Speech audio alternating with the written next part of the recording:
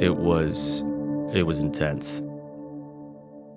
Now that was like right before we got Al-Zarqawi, right? Yes, and I chased them too. This was badass. So we have this vehicle checkpoint, and out of nowhere, and it comes in on the radio, and then there are Amtrak tanks, the amphibious tanks, just flying over the Euphrates River. I didn't know it. I was standing on top of an IED that they paved underneath the asphalt. And so as soon as that Humvee pulled away and I'm stepping off of the road, they blew it. I took my corpsman and I sat him in this unique position while we were doing a vehicle checkpoint. And then as I'm stepping out of it and my hand is still in the handle, snap, snap, snap. And like I convinced myself, hey, I'm probably not gonna come back, so make this worth it. Holy shit, it rocked my world. The first one was an elephant laying on a tar road, no face. ISIS in Africa, up to 40% of their operations, terrorist activities, are funded off of the illegal trade of elephants and rhinos. They are poaching animals to kill humans. We arrested the poaching network responsible for 18,000 unaccounted elephants in 1 year. If they catch a park ranger, they will torture them. They'll kill their family, everything. The poachers? Yep. The Chinese government was busted smuggling ivory out in diplomatic pouches off the coast and taking it home. I had a bounty on my freaking head by these guys. Really? Yeah. How'd that happen? Because we were affecting their bottom line. And then the guy that took my place when I had to come back to the States for an illness, they assassinated him.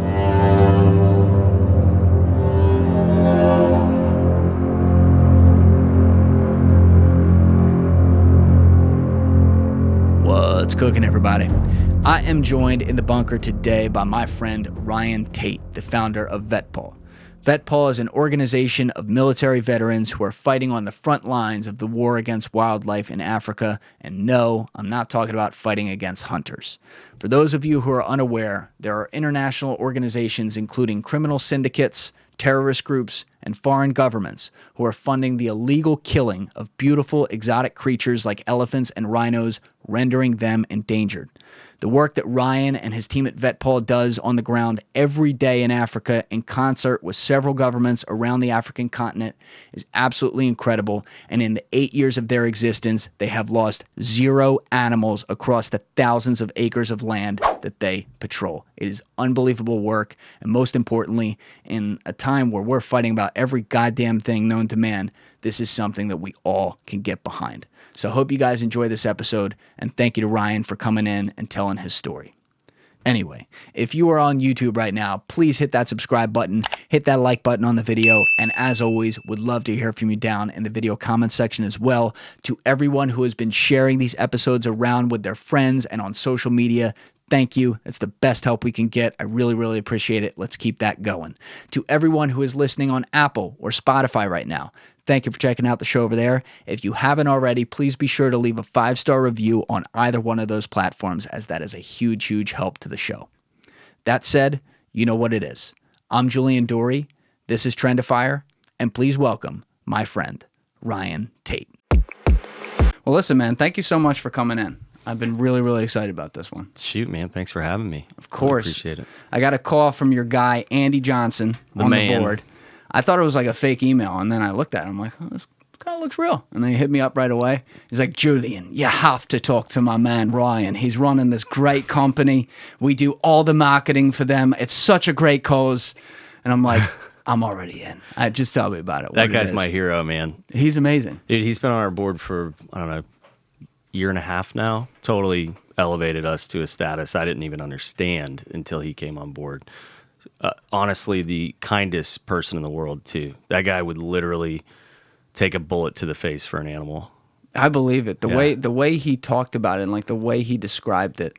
I also do think things sound smarter and cooler when British people are doing it. But like way cooler. The way he was doing it, like he's explaining to me these videos I haven't even seen yet, and I have a tear in my eye listening to it because this is somebody, in his case, who grew up loving animals, like loved everything about them, and now has had a lot of success and is trying to do whatever he can on his end to help great causes. I love that.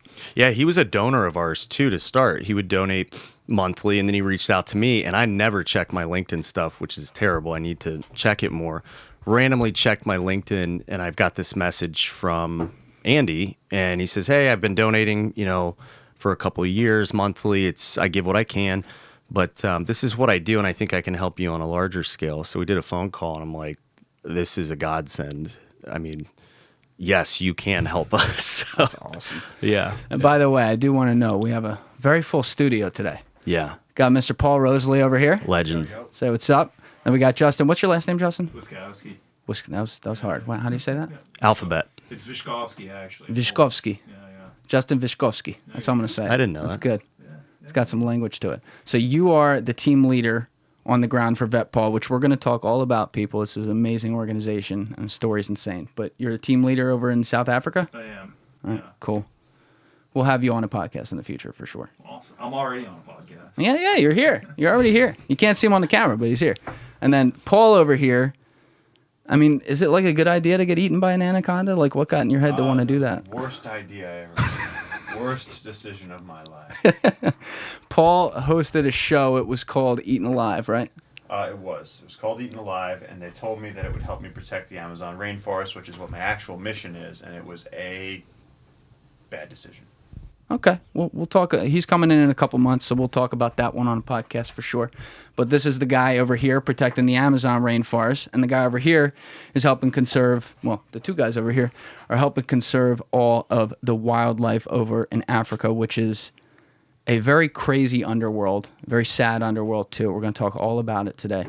But just to get things rolling off so that we can get in there, can you tell us all a little bit about where you're from and how this journey landed on you suddenly being the founder of this wonderful African organization to help the wildlife? Sure. How much time you got? We got all day, man.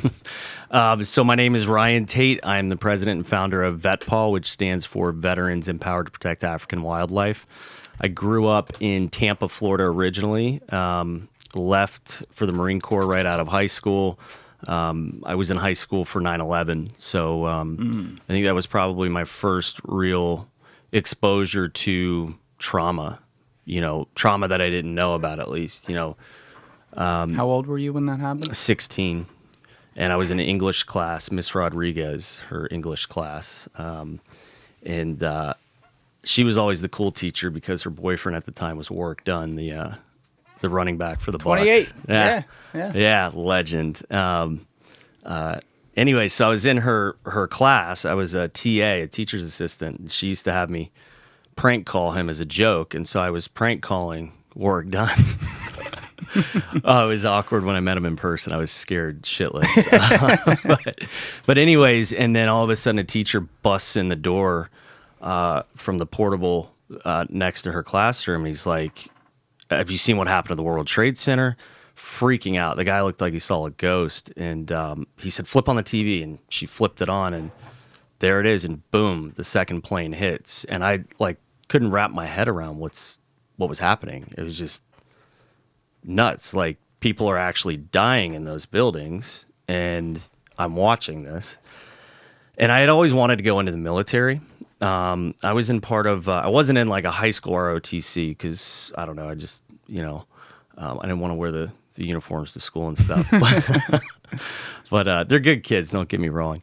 But I was in this 1 week in a month like Navy program where I would go and learn, about the military. It gave me some structure. And I went to this boot camp they do 2 weeks out of the year so that I could elevate to the next level. And to start, there were some Navy reservists. They were retired guys that were hazing us and, just being total dicks. And then these Marines came in that were active duty down at MacDill Air Force Base. So there's SOCOM and CENTCOM there. It's a very important base.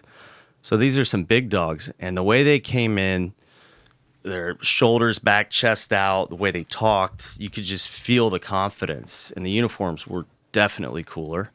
And I helps. said, yeah. It definitely helps. I'm one of those guys where I order off the menu if I see a picture. So, you know. I feel you. So, yep, I got it right there. And I said, I want to be that one day. And I had no idea. I didn't know much about the Marine Corps. I was the idiot that asked, so what academy do the Marines go to? Where's the Marine Academy? And all the kids laugh like I'm a dumbass, but I didn't know. And but anyway, so I still wasn't sure what I wanted to do because the Marines were tough. But when I saw 9/11 in that classroom, I'm like, that's it. I got to go. We're going to war. And I was that kid that I want to go fight for my country. And so the next week I went in. I got my parents to sign the early entry program. So sign me up at 16, but I wait till I'm 18 or till I graduate high school to go. I didn't know that was a thing. Yeah, so there's a lot of kids that are signing up, at 16 years old. The Wow. late entry program, that's what it's called. And so I graduated high school a little bit early, went to boot camp. Greatest decision I ever made in my life, other than marrying my wife. But it set a foundation for me. I wasn't like a really confident kid growing up. I was the skinny blonde kid. My mom married my dad, who was Italian, big guy. He's got 4 brothers, all big alpha guys. But I was the skinny kid that didn't eat too much and needed to toughen up. And so the Marine Corps did that for me. And, I served a year and a half overseas in total. And it just gave me exposure to, the worst of humanity, but also the best. There were a lot of great things. You think of Marines and soldiers just going out and kicking in doors. And no, I mean, we do a lot of humanitarian stuff too. So I got to see, acts of valor and, heroism that just, they were inspiring. And it gave me purpose in life, And that's really what I needed. And We all need that yeah, in a way, but this is where you found it. yeah, 100%. And I told my mother, I said, she begged me, because she was a nervous wreck when I was deployed to war. Sure. She was like, please just get out and at least try going to school. You can always go back in. Well, no, you can't. I mean, you say that, but it's so hard to get back in. But I did that, and for a long time I regretted it. I was not good at being a civilian. I had, PTSD, a lot of anger issues. Yeah, I was a liability, not just to other people, but to myself. There's always somebody bigger and badder on this planet. And I was going to probably mess with the wrong person at one point in life if I didn't change. As far as my animal welfare, what I did to help animals was just going to local New York City shelters because I moved there for a job with the State Department after the Marine Corps. Can we back up for Yeah. 1 sec? Because Yeah. I don't want to skip over some of the stuff you said. 'Cause Go for it. We could do a full podcast on your military career and everything there. I don't know how this is going to go today. But as far as like being one of the people, and I mean this in a good way, like the stereotype that happened back then where, you're right of that age, you see this crazy shit in these 2 buildings that were exploded. Basically, like Yeah. like the biggest city in the world, as I heard people who were on the ground that day basically said, the biggest city in the world exploded. It was nuts, and you see all the dust going everywhere, and everyone's scared, and this awful attack happens on America, and that feeling of patriotism kind of mixed with that age of where you're coming into your masculinity, your will to fight and stuff like that. There's so many guys like you who answered that call. And so when I think back to a day like that, which was a very important day in my life, where in my case, I was very, very little, I didn't experience it that way. But I'm curious to know, like, when you're watching that happen, you talked about you were in school and you saw it on the TV, and you're like, I got to go fight this. Were you thinking about what you were going to go fight, or were you just more thinking like something bad has happened and I need to help? 100% something bad just happened and I need to help. I need to. This was an attack. It was clear that it was an attack on our country. Right. This wasn't an accident. I mean, it was pretty clear when only the first plane had hit too. But we still didn't know anything. But then when it comes out like this was, Al-Qaeda took responsibility for this. That's like, hey, let's go kick some ass. And like, this is the greatest country in the world. and you're going to pull something like that, you're going to pay for it. I don't like bullies. I don't. Right. And that was, I mean, bully doesn't do it justice, but no, I saw those guys as bullies. It was sadistic. Oh, 100%. Oh, I mean, it was just like, to this day, I still, like, I'll watch it over and over again, and I'm like, I still can't believe that was a thing. Yeah. You know, like planes into a building. It's just the whole thing. It still does not register 21 years later. Yeah, you don't pull that on innocent people, you know, that can't defend themselves. It's, I don't know. That's just there's something about the fact that, like, when you go into the military, you know, you're risking your life for the country. This is a commitment you make, and you know, the downside of how this goes is you don't make it back. That's a decision, though, that you're making. It's not like the old days where everyone just got drafted and stuff like that. So it's an act of courage and bravery. But there's also something to it when acts of war happen and it's completely directed at the people who were never faced with that decision. Nothing to do with it. By the way, including some of the people who died in there who were veterans who had left the service, and they're like, okay, well, I'm not on the battlefield anymore. And then boom. Yeah. You know, it just doesn't. I don't know. It comes up a lot on this podcast through different people who were there or experienced it a certain way where it was a life-changing event, and it still is just like the psychology around it, I think is what I'm trying to say, is just wild. Totally agree with you. I mean, I just went down there the other day with one of my veterans who was in town. He'd never been there, and I mean, that's sacred ground. It's really unique. Like, you know, we got a lot of crazy people in New York, but they know you don't mess with this area. And I told him, too, if you see anybody screwing around out here, like, you say something. Never. I've been down there a million times. I've never seen someone not acting reverent. Isn't that unique? It is. And, like, in the time we live in, too, you think about it, like, none of us are reasonable. And, well, some of us are, but a lot of people aren't. You know, people want to make a scene and get attention on everything. It is nice to see, knock on wood, that place, you know, when you go there, it doesn't matter how many times you walk through that. Your whole vibe, it's very peaceful, and it's a nice reminder of things. It's not just totally morose all the time, but your whole vibe, and it seems to be the vibe of pretty much everyone there, is reverence and respect. Mm-hmm.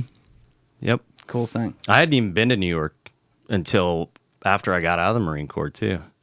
That's never been a powerful moment when you went down there. Yeah, they were still cleaning it up. Yeah. And yeah, I mean, I remember it vividly. I got out of the subway station down there. I think it was the Canal Street one, the one that wasn't destroyed, and just stood there on the top of the stairs and just looked down into the pit. And it was, yeah. It's, to this day, I still can't wrap my head around just how huge that was. Yeah. So it's a place you had never been, but it was a place that directly affected your life, literally, completely. Yeah. That's a crazy thought for me to try to understand. Yeah, we're all Americans at the end of the day. We're brothers, sisters, you name it. And we're all a big family here in this country. So we struggle together, we succeed together. And, you know, God, we wouldn't be the country that we are if we didn't, you know, take a stand for stuff like that. Absolutely. But when so you went in officially at 18, once you had done, what was it called? Deferred? Oh, the delayed entry program. Delayed entry. Yeah. Okay, so you go in, you train, I assume, for like a year and a half kind of deal? So boot camp in the Marine Corps is 13 weeks. Oh, that's not long. No, it's the longest out of all the services. Wow. But no, it's not that long. But then you go to schools afterwards. So I went to infantry school and a bunch of specialty schools. And what was your specialty? I was an infantryman. Got it. Yeah, all day. And so how long until you were deployed? So I deployed immediately after infantry school. I went on a MEU out of Southeast Asia. On a what? On a Marine Expeditionary Unit, big ship. Oh, wow. Yeah. Cool. They fill it with a bunch of pissed off Marines and just drive around the world and, you know, waiting to unleash them. And where did you go? Like, what year is this? Was this when Iraq had started, or? There was Afghanistan as well, 04, 05, 06. Oh, you were in both? Yeah, I went to Afghanistan as well. Where'd you go first? I went to Afghanistan first. And what were you doing in Afghanistan? This is very interesting. Yeah. Because this was like, for context, we really did a nice job there in the 6 to 12 months after 9/11, and then the whole Iraq thing started to happen, and that's where this whole 20-year, what ended up being a very sad ending, began. So you got there after that initial push, and after we'd already gone into Iraq. We had been I went to Afghanistan in 2004 when they did the big troop surge. Congress sent a ton of Marines out there, and then out of nowhere they just said, "We got too many guys here. Let's pull them." And so I only spent a few months there. Justin's my Afghanistan guy over here. But Iraq was my bread and butter, which I would prefer to be in over Afghanistan all day. Why? I don't like hiking up mountains for days and weeks. Yeah, like what was this, at that point? Like what was the strategy there? Like what were you as an infantryman? What were you doing? You're guarding local communities, making sure that Taliban doesn't come in and abuse these people, because that's what it is. It's bullying to the fullest extent. The Taliban. That's they rule with fear. So it's gathering information, but also community building, helping support their economy. There's a lot of farmers there. There's also a lot of opium farmers there. So trying to turn those into, crops that aren't killing people all over the world. Irrigation systems, things like that. Ways to support them, because if they're good on their own and you're helping them, giving them a hand up, well, in many cases it was a hand out, but there's more respect for you. They need you around. So they're going to give you the information that you want in order to go and get the guys that are, doing this stuff. You take a good walk through those poppy fields? No. Holy Justin, shit. yeah, it's Justin. Yeah, we're going to have to talk about that when you're on. Some of my guys, like my one guy, Tuna, I can't remember now if he was in it or if he was showing me a picture of one of his buddies. I think it was him in it.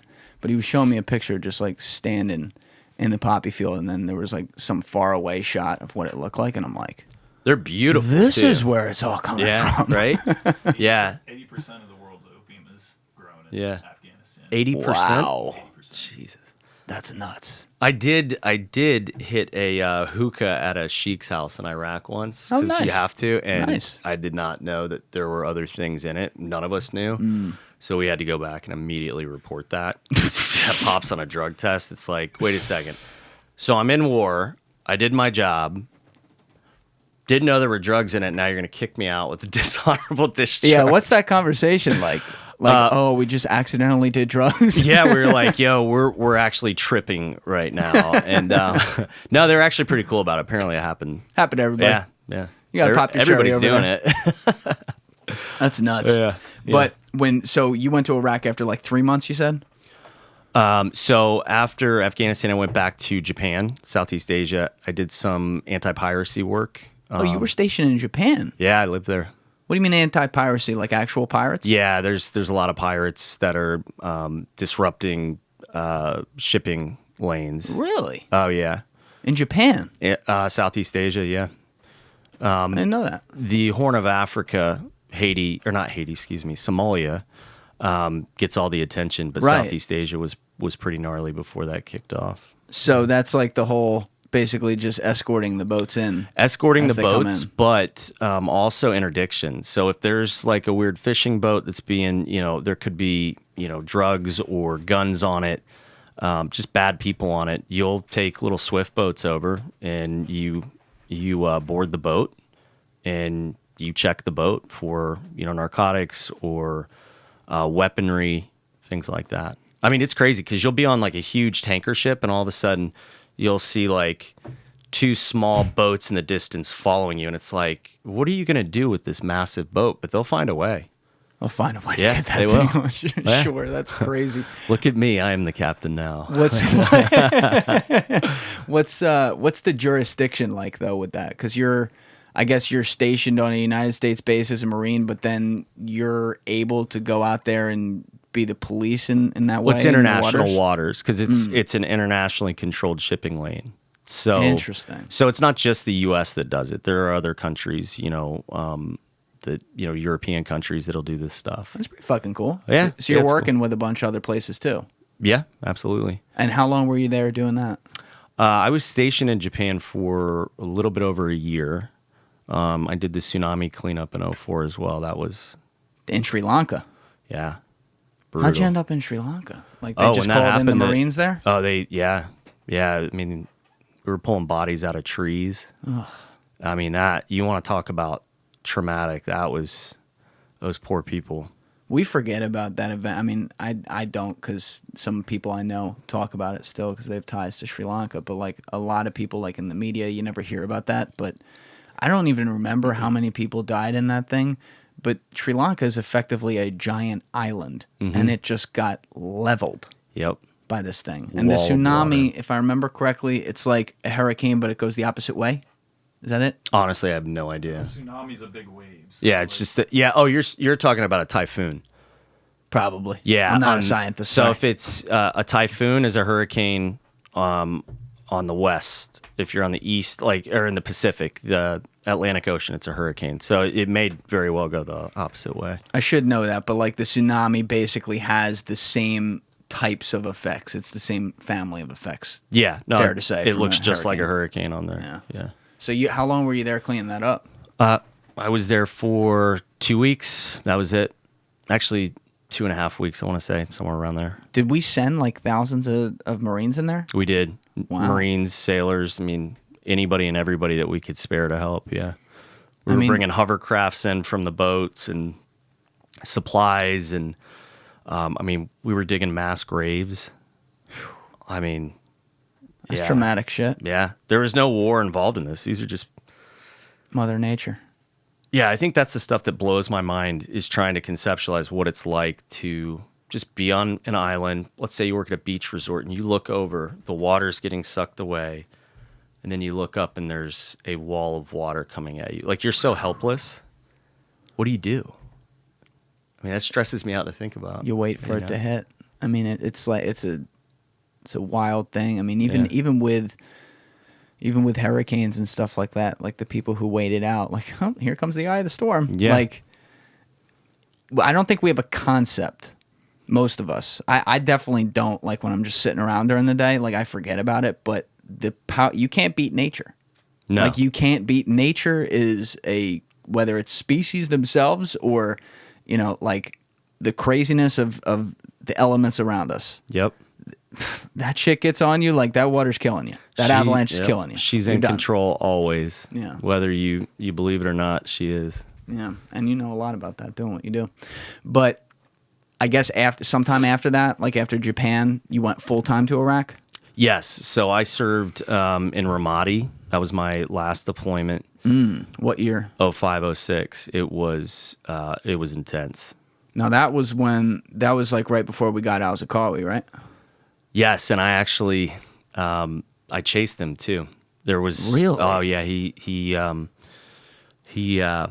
there was a time we almost got him. And you want to talk about seeing what the US military can do, what the US Marines can do, like with the snap of a finger. This was badass. So we have this vehicle checkpoint, and he's in one of the vehicles. They couldn't get turned around, so they pulled up to the vehicle checkpoint, and these dudes take off, jump out of the car. He dropped a laptop, which we got.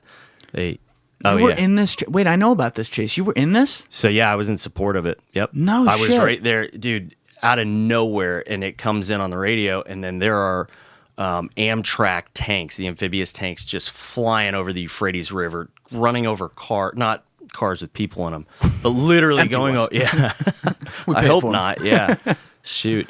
But literally driving over cars to go and get this guy, and they had him held up in the hospital over there, and it was just a straight shootout. They had a whole team of dudes there firing out of windows. If I'm remembering it correctly, it was like they had intelligence for relatively speaking, like pretty far ahead of time on that. So that was pretty well planned, and then somehow he got away. There was a book, Black Flags by Joby Warwick, who he won the Pulitzer Prize for. It's a fucking amazing book. It's all about it's called Black Flags: The Rise of ISIS, and it's all about Al-Zarqawi and how he was the guy who built this thing.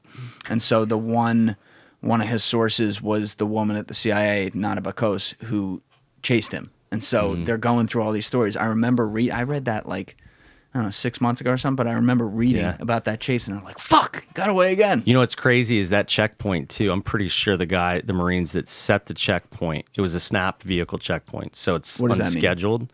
It's not a planned thing. They're just told, hey, go to this road on a, like, they could be out on a patrol, right?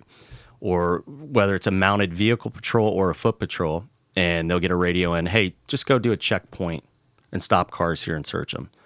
Pretty sure, don't quote me on this, that it was a snap checkpoint, and they had no idea what it was about because they didn't want the information getting out there. But the tanks were already on standby and ready to go. I mean, they were scrambling fighter jets. It was cool as hell. Yeah. I mean, I get chills thinking about it. That's like a dream for a Marine. It's like chasing a ghost, too. It's literally like chasing a ghost. That guy was a nasty, nasty person. He's a bad motherfucker. Straight evil. Hey guys, if you're enjoying this episode, please be sure to share it on social media and with your friends. Sharing these episodes around is the best possible thing we can do to spread the word about the show and continue to get great guests like this. So thank you to all of you who have been sharing the show each week, and thank you to all of you who are going to do it now. Also, make sure you hit that link down in my description and get your own 8 Sleep Pod Pro cover today for $150 off using code TRENDIFIER. It's the best possible investment you can make in your sleep. Total game changer. You're going to love it. So check it out. Once again, that's code TRENDIFIER, TRENDIFIER at checkout to get $150 off your 8 Sleep Pod Pro cover order. Yeah. Straight evil. And he took advantage of... You know, we fucked up a lot of stuff. I mean, we shouldn't have been there in the first place. But once we got there, you know, basically removing all the Ba'athist from any government position and creating all this sectarian violence. And then this guy comes in like a vacuum and just says, oh, you don't like the Shiites either? Join the crew. Yeah. And now suddenly you have all these, including people who were like, formerly perfectly normal people living a happy life, and now they're pissed off because, in this case, not the color of their skin, but the identification of their religious tribe is now said no. Like, you're not allowed to do this. You're not allowed to be involved in your country at all. I mean, of course they're going to get pissed off. And this guy took advantage of all of it. It's crazy. Like, I didn't know anything. Like, I knew who he was. I did not understand how much violence and control that he was responsible for from, let's say, like the end of 2003 through his death in 2006 in building Iraq into this giant hellhole, basically, at that point. And then, you know, what he built ended up becoming what we would see in ISIS. That's a crazy thing to me. Yep, and they're a different breed than Al-Qaeda's twisted. Obviously, they did 9/11, but these guys, like, they kill you in just the most twisted, morbid ways. It was wild. But my first, I was a point man when I got over there on that deployment, meaning I was the first guy to go into every house on a patrol. Oh, so, you were doing the house patrols? Yeah. Oh, yeah. We were hitting houses. Wow. We were hitting targets. FBI's most wanted list, which is more than 10 people. But we had those posters everywhere in our compound. It was cool. I used to have one. But by the way, with this thing right here, I just see you playing with it. All that. Just do that if it starts to go out, and I'll like tuck it in the side of my chair. Like I just see it, like it's probably going in and out. So I just want to make sure. Is that That'll good? work. Yeah. All right, cool. But you were saying you were on deployments. You had the pictures of the most wanted guys. Yeah, and I actually had brought one back with me, and then I lost it. I had a house fire. A house fire. Yeah, an airplane hit my childhood home. And, what? Yeah. Everybody was okay. We lost our animals, though. Yeah. It sucked. An airplane hit your house? Yeah, it was a King Air 90. We lived by a small private airport, and he came out of the clouds. He didn't even know the airport was there. He knew the general area, and he had engine failure on one side and not enough power on the other, and he came in and was trying to get a stretch of field to land into, and the right wing, I think it was, hit a palm tree and directed it into the house. It launched right in the house. The co-pilot actually fell out of, like, he got out and lived. What? Yeah. He lived? Yep. In a plane crash? Yep.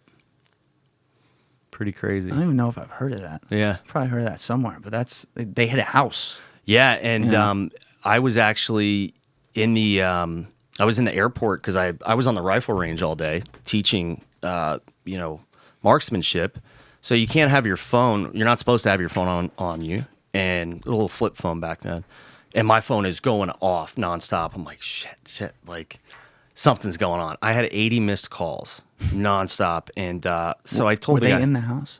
my mother was in the house. She got out though because of where it Holy hit in the shit. house. Yeah, and she says when she ran out the door, she tried to go back in to get the animals, and she couldn't even get the door open because of the suction, and the neighbors were pulling her away. Yeah, Oh, that's brutal. yeah, she dealt with a lot because of that. I'll bet that's some serious trauma right there. Yeah, yeah. But I was in the airport coming home to support, and I'm sitting there waiting to board my plane, and I'm watching on CNN my home. That was burn down. your house. Yeah, this woman's like, "Oh my God, a plane hit a house." I'm like, "Yo, that's my house." She was like, huh, "That's not funny," and I'm like, "No, that's literally my house. You're watching burn down." And you had a chance to talk with them yet on the phone at that point? So I talked, my buddy, who was it that answered the phone? I want to say it was my buddy Rick. Great high school name too, by the way, Rick. I answered the phone like, yo, dude, what's up? Why are you calling me? Why is everybody calling me? He's like, dude, your house, it's burning down. A plane hit it. And I'm like, bullshit. And he said, hands the phone to my dad. And he said, yep, I'm watching our house burn down. Jesus Christ, man. All right, sorry, I had to ask you No, about that. no, That's a it's- wild, yeah, it's a it was wild crazy. thing. Yeah. Something about like planes and buildings and houses with your life. What, did a lot to you. But That's not the first time I lost everything too. Then a couple of years later, I lost everything in the Nashville flood. So now I don't buy Jesus, anything man. nice. All right, yeah. Don't if you're yeah. buying next door, I'm moving. No, I'm out of here. no. I'm gone. But I'm sorry. The point you were making with this was it had to do with the wanted posters. You said you lost them or something. Oh yeah, so we were going out, hitting targets, and the first big target that we went to hit that I was a point man on was a Bath Party member, and we hit that thing hard too. No shots fired, nothing. But I was so amped up because you're thought to think, oh, Bath Party member, this is a bad dude, and he that was just- Saddam. Yeah. The Bath Party, right? Yeah. And so I went in and I saw a guy, I tackled him. Well, I checked him with my rifle. And I felt terrible because he's an old guy, but I was so amped up. And I zip tied him so tight because of adrenaline that, we had to carefully cut the zip ties off because, we could not get that. It was bad. Yeah. But no, it's so I'm in the command center later. I finally get to call my parents in there, and I'm like, "Yo, turn on the news. You're gonna see the report." But that was us, and it was pretty cool.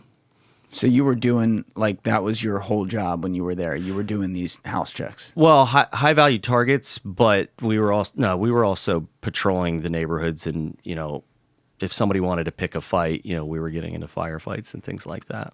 What was it? What was it like? Is such a dumb question because it's so broad. But, There are no dumb questions in life. But well, thanks for helping me out. But I do wonder, I got to get you water in a second. I'll do it when you're answering next. But I do wonder, how do you get in there after this is this powder keg has started to explode, where it could be any house, literally. Yeah. It's like someone who was a Sunni and now they're pissed off. So how did the government try to organize this? Because it was our decision to not allow any Ba'ath Party and therefore any Sunnis into the new government, which didn't see how that could have gone right. wrong. But they do that, and now they have the two sides set up. You have the sectarian violence. Was there an internal feeling that all right, the rabbit's already out of the hat, let's just try to clean shit up and nothing good is going to happen and we'll get out of here as soon as we can? Or were they actually still thinking, no, we can make this work, we can make these people set up a solid government where everyone's included eventually and they're all happily ever after? So I think that the idea of the brass and the bigwigs that are calling the shots, sitting behind desks all day and, sitting in a House of Representatives or a Senate, I think it was their idea that we can fix this or that we have to fix this, where we have to at least show that we're trying. But you can't force feed something like that. Right. You're just going to make people push away from it. And, but no, the guy's actually going out and, blood, sweat, and tears all over that country. We're sitting there this is this is screwed. Like it's never going to happen. I mean, you got guys pulling up on vehicle checkpoints with car bombs, for God's sakes. Do you think that kind of culture just goes away? And I'm not saying the culture in general in Iraq was like that, but there's a bad influence in this country, an evil influence. Somebody is in here. There is a bully in here. You can't see them, but they're here, and they're not just going to let you, get away with this. They're not going away. These are brainwashed people, It's a scary thing to think about because, if you have hope in people, you want to believe that there's things that can change. But sometimes you do have things where just on a large population basis, I'm not saying there aren't individual cases where there could be exceptions, but the train's left the station, you know what I mean? And you can't, as much as you want to say, oh, wow, I really want to save these people, like, even if it was somewhat your fault for making it happen, it's done, you know? And now the battle is A, survival for you guys while you're over there, and B, try to make this as clean as it possibly can. Try to put as much of it back in the hat as you can, but know that you're going to have a lot of damage on the way there from the people who are there. It's a wild, to this day, it's a wild concept for someone like me to think about who wasn't there. And it's something that in the history books, they're still going to be trying to make sense of the downstream effects of this 50 years from now. Yeah, I mean, we're still writing checks today, and we'll be writing checks for it tomorrow, and probably the rest of my lifetime. It's a crazy thing. So Yeah. you were there for like a year, something like that? 9 months there. Okay. Yeah. And you were saying there was firefights all the time. Yeah, I mean, shoot, when I knew that I had it, and I'm like, yeah. So first of all, before we went, they explained, like, when they said you're going to Ramadi, we all looked at each other and we're just like, shit. Like, so we looked at each other and nobody said anything, but you could see the look in everybody's faces, like looking at each other like some of us aren't going to come back. Right. Like I was young, but I knew, like, I had to get comfortable knowing, like, hey, there's a chance I'm not going to come back.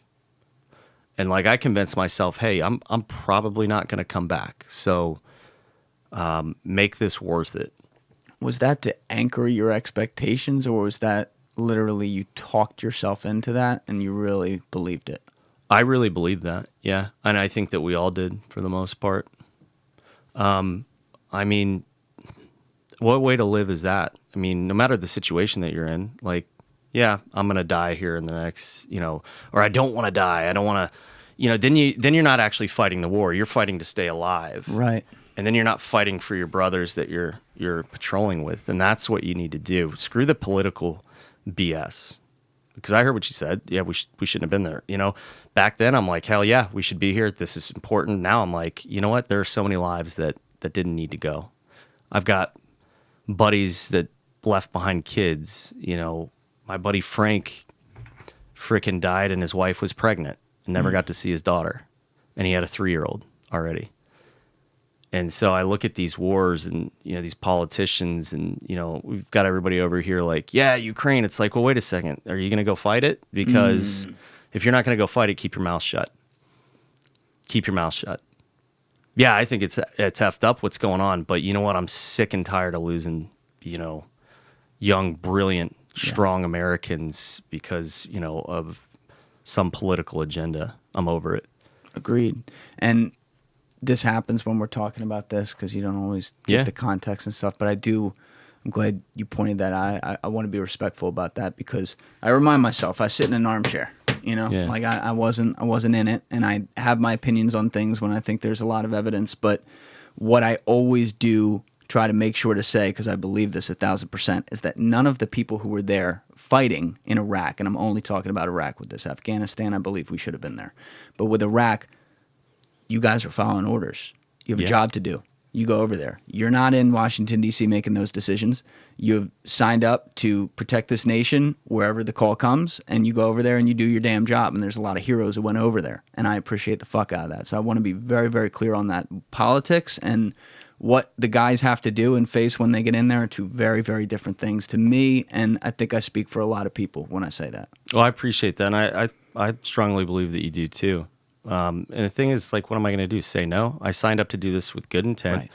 And even though I believed at the time, had I not believed in the war, you know, okay, I'm not going. Well, you're dishonorably discharged. That's like being, I mean, that's the worst felony you can get as a civilian. You can't even work at 7-Eleven if you have a dishonorable discharge. Really? Oh, yeah. No, it's insane.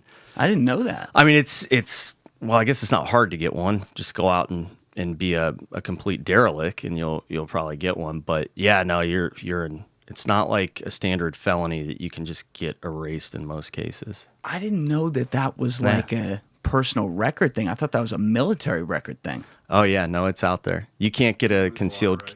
Yep, you can't get a concealed carry permit. Really? You can't legally own a firearm Yeah. if you get dishonorably discharged. So imagine that. You go into let's say you go in early. You go in at 17, 19 years old. You make a stupid mistake. Everybody does. And boom, all of a sudden you're tossed out. You got no money, and you can't get into college. You can't, you know, I met guys that served in Iraq or Afghanistan, great Marines, and they come back and they get popped for, you know, doing drugs or something. Should they be doing drugs? No, but they're also coping with some serious stuff that they've seen. I got a problem with that. Yeah. There's a difference between someone being like a criminal and like killing people and laughing over there and like actually committing war crimes. That's a whole different thing. Yeah. But like you said, 17, 18, 19 years old, I was a fucking idiot at that age. Yeah. You know what I mean? And now add like combat experience, PTSD, all this shit. Mm-hmm. God knows. I got a problem with that. I never knew that before. You go to war and you come back and your I think emotional intelligence or something, you're programmed like somebody who's, 60, 70 years old in the brain because of what you've seen. It's not, it's like being a 75-year-old man in a, 25-year-old's body. You've seen some stuff. You've seen more than a lifetime of things. Now, when you finished up in 2006 in Iraq? Yes. And correct. did you retire from the military, from the Marines at that point? So I finished the Marine Corps in 2007 and then officially out of the reserves in 2010, I think it was. So you got called out of Iraq. And then the end of my deployment was there. Was where? Was like that was the end of my deployment, and then I didn't go back after that. Got it. Now, were you at peace with that? Was that your decision, or were there, because we talked about a little bit at the beginning, like some things you were dealing with, like how much did that make the decision versus like, I feel like I've served my country and time to move on with the second phase of my life? I was content and had closure with my time in the, serving the Marine Corps, but probably the biggest thing that still weighs on me is, I was called by a captain that I served with, and he said, "Hey, Tate, we're spinning up again with a different unit we're forming, and it was going to be a mounted truck hit team with one of my gunnery sergeants that I was very close with." And he said, "I want you on this deployment." And I had been home for 2 weeks, and I'm like, no, I don't think I can do it. I need to go and party first. Like, I needed to let loose. Like, it sucked. When you're going to war and you're deployed and then you're seeing your buddies from high school, you think it sucks. They're out having a good time in college, and like, you get tired of the BS in the military. It's not, I love the Marines at my level, but then, they start playing stupid games with you, and, you just put up a lot of bullshit. And that's why a lot of good Marines leave the Marine Corps in time. And God, I really, screw it. I'll say this stuff because I love the Marine Corps. Yeah, I'm not mishearing. Dude, you. I've everyone, got a tattoo that's I love the This Marine is fine. Corps. But it's, you get those players in there after you've been to war, you've hustled, you're tired, and then you get some, guy that joined the Marine Corps or the military because he wanted to get some power, and then he's snaked his way up the chain, and now he's going to show you that he's got the power. Like, put your cover on. And like, dude, I just got off of a freaking combat patrol. I just got out of a firefight. There's blood on me, right. Carbon all over me. And you're telling me that I can't walk on this base with my helmet on? It's 125 degrees out. Like, that's the kind of stuff I didn't want. I was going to snap. And I did snap at one point on some people. I had just had it. And, but so I decided, hey, no, I don't want to do that deployment. And then, his name was, Gunny Murkison, called him Merk. He ended up getting shot in the head by a Iraqi police unit that he was embedded with. Who Iraqi was that? military, Gunnery Sergeant Murkison. And who was he to you? He was one of my gunnery sergeants. He was a great man, and left behind 2 kids. And I used to watch SEC football with him on Saturdays. And he was like a father figure in the military for all of us in the unit. And I said, you start to deal with that guilt. Like, what if I were there? Maybe I would have seen something coming, or we would have been able to identify this insider threat. And that one's tough, a tough pill to swallow. Like, I should have manned up and gone, but you can play that game all day. And I know that there are a lot of veterans that do that kind of stuff, and it's, you gotta take life on life's terms, live life on life's terms. And, it sucks, but there's nothing you can do about it now. No, man. And I hope for you, I'd say this to any veteran of the many who deal with the same kind of what if on some things. Like, when you've served your country, you've been around, you were all over the place too. Like, you really hit the map around there. Like, that's something 99.9% of us are never going to do.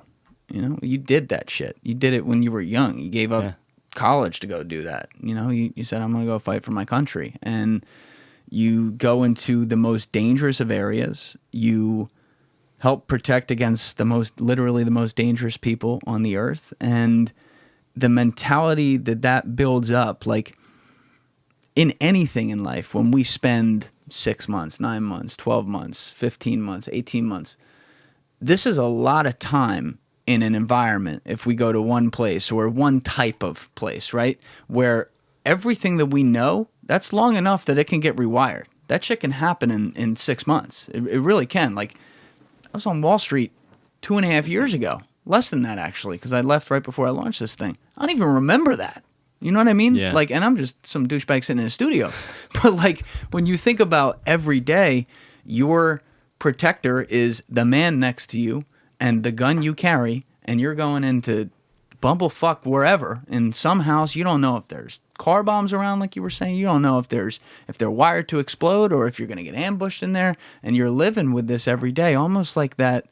I'm putting words in your mouth, but almost like that we're dead walking around here, Yeah. And now suddenly you got to come back to Tampa. Yeah.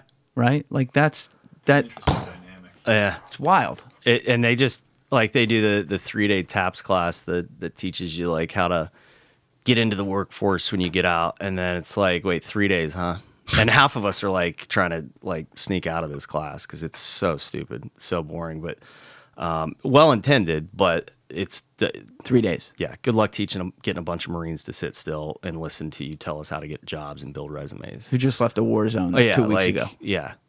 And now, I mean, you're hyper vigilant like no other, too, because your brain has all these new doors that it's letting adrenaline out of. And then you come back, those doors close, but you still have all those chemicals. Right. And so they're just waiting to explode. Were you aware of, I don't want to just put the label on it, but were you aware of some PTSD tendencies immediately, or did that take a while to realize, like, oh, I'm reacting to things in non-normal ways because, I'm not from a normal background here? Yeah, that's a great question because most people assume it's just automatic, but there is a delayed onset in many cases. Mine was 6 months, literally, like, on the dot that I really had my first episode. What did it? Some guy was disrespecting a woman in Jacksonville Beach, and I was out there with some buddies, and I was a construction worker whistling at this girl, and my mother was single for a while, so I witnessed that as a kid, and I don't get down with that. and I just tripped. Dude, I was trying to get to this guy and rip him apart. And God forbid had I, I don't claim to be this Billy badass or anything, but like when you flip that switch, a lot of veterans have that switch. You don't want to flip it because it's hard to turn off. And when I freaked it took so much out of me. Like I was scared. Right. I was shaking. And I've had those episodes later in life too. That's why I'm a big advocate of mental health. Like I go to my therapist, even if I'm in Africa, I zoom into my therapist. That's awesome. Oh yeah. No, there's nothing, this negative stigma about therapy that, that boomer culture in a sense. I feel like that's going away. It should go away. I do feel like people, I talk to more and more people because I've talked to therapists in my life. It's a huge help. Like I think it's a great thing. And I always love hearing people, like tough guys too, draw attention to it. It's a great thing. Yeah. And if you're a veteran and you're struggling, or it's not just war that gives you PTSD. I mean, I know my mother struggles with it from when that plane hit the house. Of course. There's other people, anything traumatic, especially from childhood, go to a therapist. That shows maturity. Yeah, if you're uncomfortable with it, good, because that's how you grow in life, is being in uncomfortable situations. Right. So get comfortable being uncomfortable and get in there and work on yourself. Did you, in that situation, the first episode where it was a construction worker whistling or whatever, when I talk to guys, they describe these things very similarly, like where that switch goes off. And it's actually usually something like that. It'll be like my friend Jim DiOrio talked about one time where a guy pushed a woman. Next thing he knew, he was on top of him. And it was ugly. So I guess the question is like, they always describe it as you go blind. And then once it's over, then you're like, oh shit. You go red. Yeah. Did that happen to you too? Yeah. The only thing that I remember is looking at him upstairs in the building that he was building through the window. It's still plywood and everything. And I just started analyzing, and I'm walking to the house calmly. Well, I was screaming at him too a little bit. Like, you just stay right there. And don't move. Yep. I'm coming. Yep. Brace yourself. He's on a roof too. Oh, he's on the second floor. Oh, it's gonna end real bad. He was going to be on the ground outside of the house on the first floor. He would have learned he couldn't fly. Yeah. Yeah. And I'm looking at the house like, all right, what's my entry point? And I can see, because not all the walls are up either, like the plywood outside. And I'm like, okay, there's a stairwell there. There's one back there. How do I get up to this guy? And it's just like being in that, combat setting. That's the threat. And now how do I neutralize that? And it was scary. Did that start happening, that kind of thing? Maybe not quite to that extent, but did that start happening more, like a lot after that? Or... Yeah, I had some anger issues. I just didn't understand how to be a civilian in the Marine Corps, in the military, but especially the Marine Corps. If there's a problem, you fix it right there. Let's just do this, get it out. We're the smallest branch. We have the least amount of money. So you got to fix these problems on the fly. You can't let them build up. We don't have the money for that. We don't have the manpower. We don't have the time for that. And you can't operate like that in the civilian world. And what kind of jobs did you take? You said you and I had talked, you ended up working at the State Department in security, but is that what you did like right away, or were you doing other things in between? No. So I was a day trader for a bit. You were a day trader? Yeah. Yeah, I made good money. Yeah. How'd you get into that? Well, because I always wanted to. I was always intrigued by it from like middle school. Like I had a middle school class where they had the simulator on the game, and they gave us a certain amount of fake money, and I'm like, this is so cool. Like I love this. I have ADD to the point where like I need a puzzle. I want to critically think here and figure out how to solve this. Like I see problems as challenges, and I enjoy finding the solution to it. And so the stock market was just something that I could control on my own and make money on my own. And I would play that game. I had studied the stock market through high school. While I was in the Marine Corps, I was reading books on it. And then I made my first trade, I want to say, at 25. And it was a huge, huge margin. It was amazing. And that was after you had left. Yeah, because you got in young. I have to remind myself this. You're doing all this shit in Iraq, you're like 22. Yeah. Wow. 19, 20. Yeah, I had birthdays in war zones. Jesus. Yeah, those are great places to have birthdays. How long did you day trade again? I day traded. I mean, I still dabble in it. I day traded for 2.5 years, and I realized, and I also enjoyed it because I've always been an introvert. Like I was the kid growing up, my parents would take me to a party with their work friends, and I would hide in the coat closet the whole time. So I'm surprised at that, actually. Yeah, I've come a long way. Yeah, you've come a real long way. Thanks, Iraq. Hey, you got something out of it. Yeah, there you go. So, I mean, my safe place is a cave. I can lock myself in my office, day trade, whatever. I don't have to deal with people. That way I'm not having episodes where I'm freaking out on people or getting angry. I'm not stressed out. I mean, my blood pressure, the first time I went to the VA to get registered was through the freaking roof. It was like 180 over, 130 or something. They're like, dude, you could literally die right now if you don't like calm the hell down. And but anyways, with day trading, like I didn't have a life. Like I was up for pre-market trading, after-market trading, after-market trading. I hated the weekends. I was calling investor relations phone numbers and badgering these people. I had a line of questioning so I could like figure out how to get some type of hint on something. You wanted the edge. Oh, they hated. They have to answer the phone. They do. And I guarantee like you, they're like, oh, it's this freaking guy again. But I loved it. Not great for your blood pressure. No, it's not. No, it's not. I would do that, and the only time I get out of the house is I would go work out once a day for an hour while the stock market was on lunch break. You get the physical activity. Yeah, Okay. Yeah, You're working in during lunch break. I like that. But like, most of the guys when you talk to and they day traded, didn't end well. So yeah.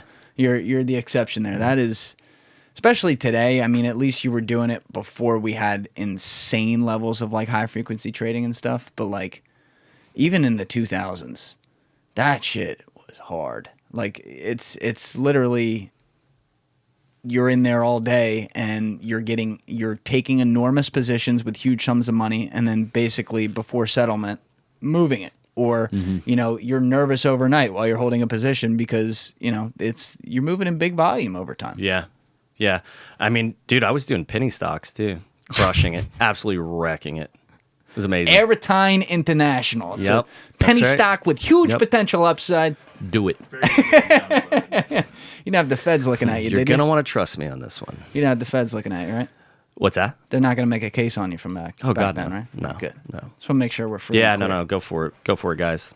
You're doing nice things now. Yeah, I spent all that money on VETPAW, so. So you do that for a couple of years, and then I guess that's when you got into the whole State Department security? Like, what led to that? So I was applying for jobs everywhere because I knew, like, you know what, I can't do this forever. And I was cocky to where I was like, well, I can place my trades and set my my stop loss and all that, and I'll be good. No, that's not how it works. No. That's weekend warrior stuff where you're not going to make anything. So I was applying to jobs like Lockheed Martin, Boeing, like security jobs, like not the guy that's wearing the uniform. No disrespect to them, but I was not gonna wear like a mall cop uniform or something like that. I love mall cops though. However, I wasn't getting anything, and really? that really pissed me off because why? The amount of applicants they were probably getting too, but like I couldn't even get a response. Like there's gatekeepers, and it's like, when you think about these young kids coming out of the military, well, first of all, they're not kids anymore. I mean, they're grown ass men. Yes. That found their inner monster. Now we just got to teach them how to control it.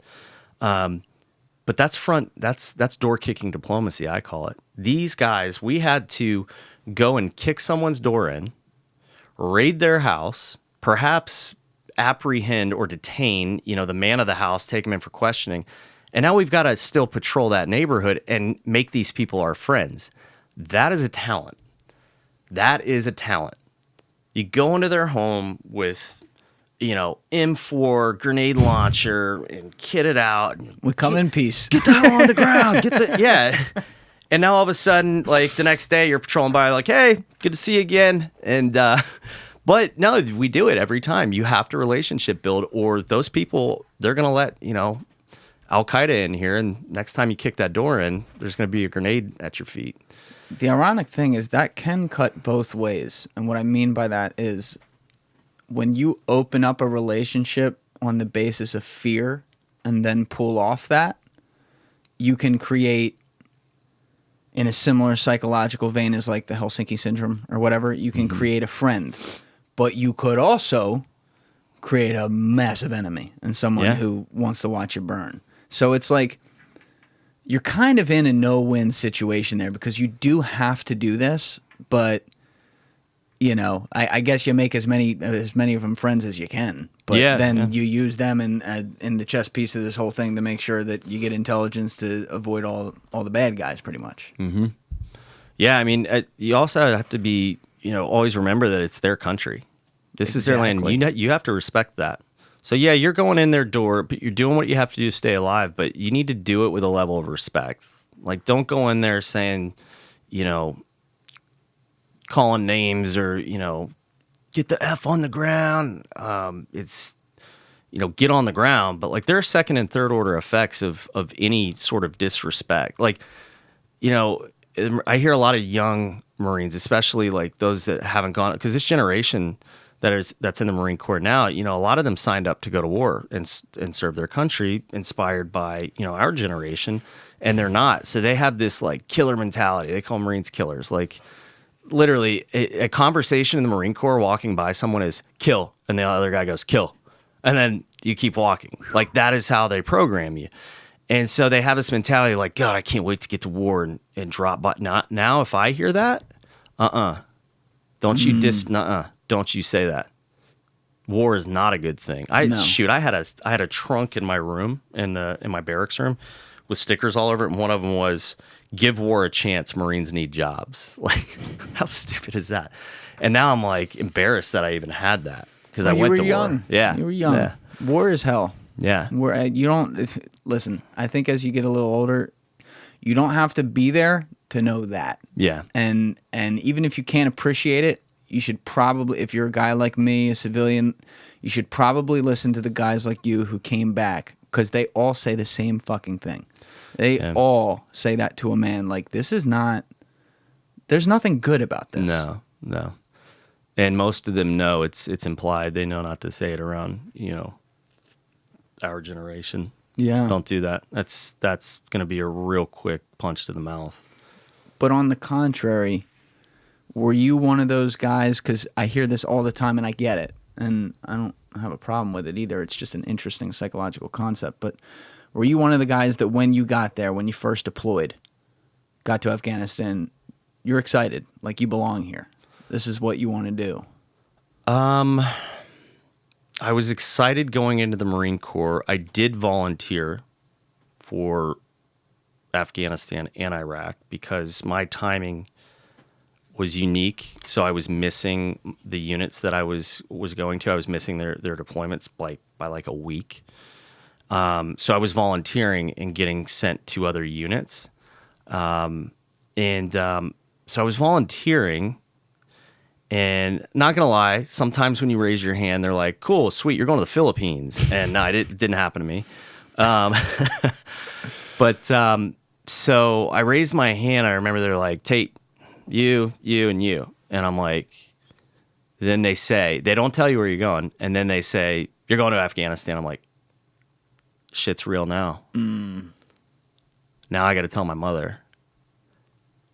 Uh-oh. Like, life hits you quick, real quick. And I wasn't afraid. I wasn't scared. Like, I'm trying to put myself, in 18, 19, 22-year-old me. It's a eerie feeling. Like, you're kind of excited, but you're also like, oh shit. Like, I may not be here in a year.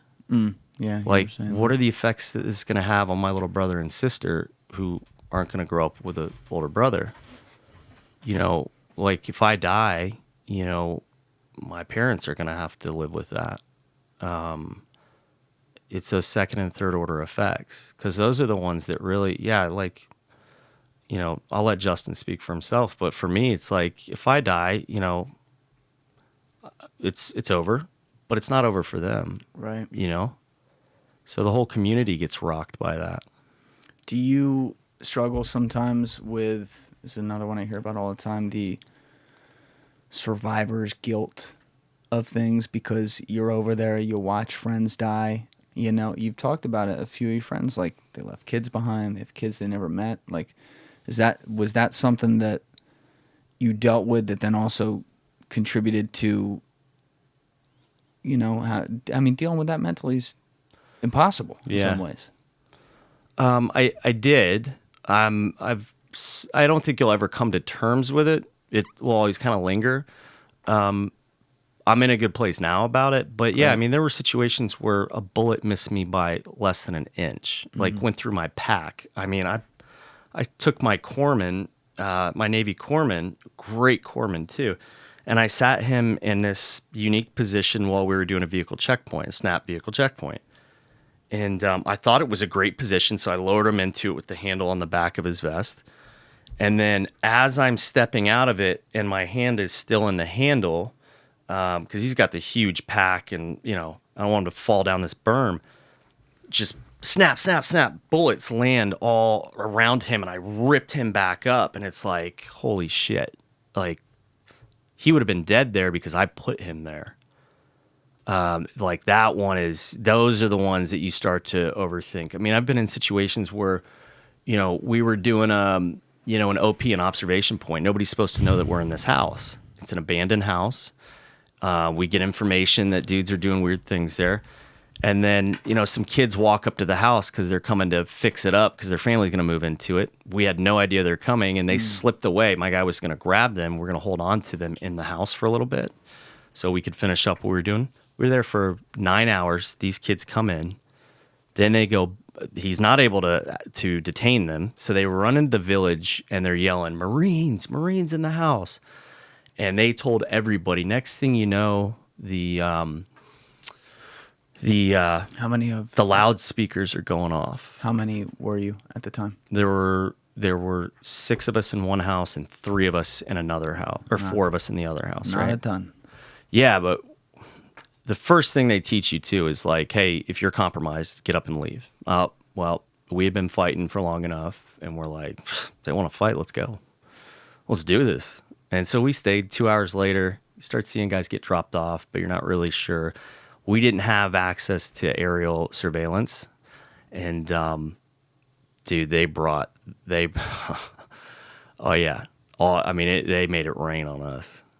Like how many people? Dude, then they brought in a drone. They're talking like close to 100 dudes were on their way. And then our QRF, our quick reaction force, I don't know how those guys, and these are my boys that just aren't on patrol at the time. Right. They're hauling ass out. They're getting slammed by IEDs everywhere. Ugh. But they're just missing. This is why I believe in God, because you can't make this up. And they got there so freaking fast. It was unbelievable.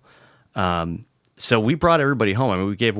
We awarded a lot of Purple Hearts from that. A lot of my guys took, shrapnel and bullets, but it was a wild time. But anyways, my CO, my commanding officer, pulls up on the road. So I run up on this big berm, and he's like, which way they go? I said, sir, we just saw about 20 guys running down in that way. We're going to chase these guys down into this valley, these farm fields, because they're trying to get to the Euphrates River to cross it, because then they're home free. So as he pulls off, and this is a tar road, and we have what's called IED countermeasurement systems. They call them ICE machines, and they work. So they jam the cell phone waves because these guys are calling the IEDs to set them off. I didn't know it. I was standing on top of an IED that they paved underneath the asphalt. And so as soon as that Humvee pulled away and I'm stepping off of the road, they blew it because the system was too far away. And I went flying off of this. Dude, there's dust everywhere. The hole in the ground had to be 9 feet deep. Holy shit. They had blast plates set up, these big metal plates to direct the blast up to take down a vehicle. Had they not had the blast plates, I'd have been done. And so I just sat there for a minute, got a little bit of blood on me, and all I hear in my PIR, my headset is, "Where's Tate? Where's Tate?" This and that. But like... And you were okay.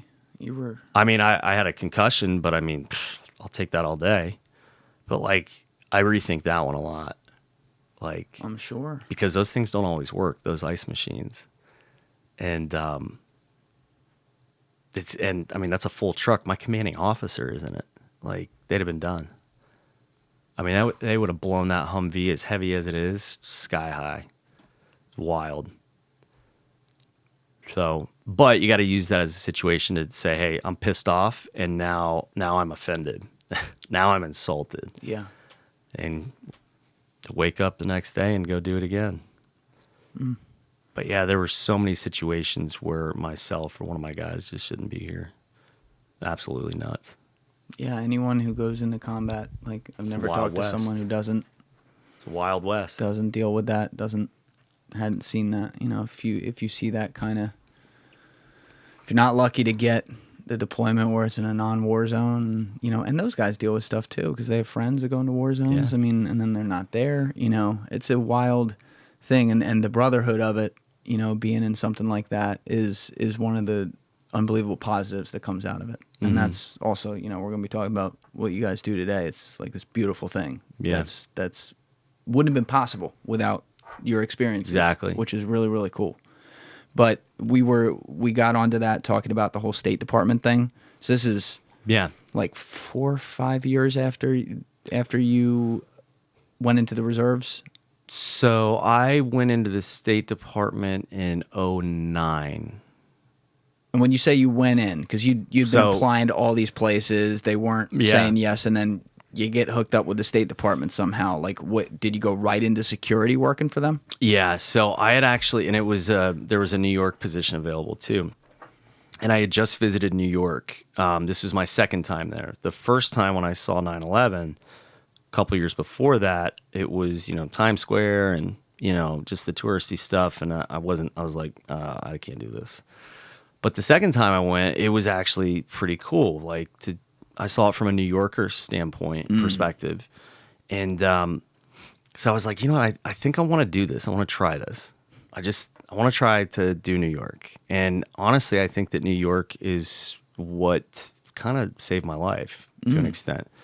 I love New York, so you're speaking my language. Dude, I honestly, at the end of the day, I'm from Tampa. I live in Salt Lake now when I'm in the States. And I love Salt Lake. We moved there for my wife's job, by the way. Otherwise, priorities, baby. Yeah, good for you. Hey, happy wife, happy life. That's it, man. She's the best. But New York forces you to deal with triggers. There are so many triggers, but New Yorkers, as a culture, teach you just keep walking, keep moving forward. They don't they don't blink at stuff.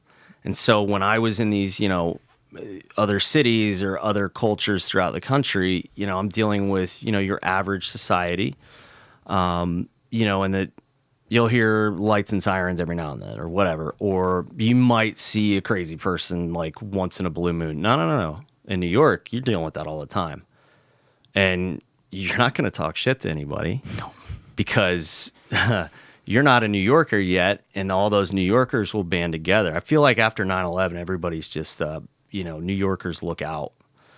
And so, it just kind of taught me to toughen up and get thicker skin. And, God, I wish there should be a study on this. I've said this for a while. They should just move, they got to put some things into place before they do this, but move some veterans after they come back from war to there because I'm telling you, it makes you, it forces you in a good way to adjust, to adapt. Yeah. And that's what we say in the Marine Corps, adapt or die. Now you got to adapt or die in the civilian world.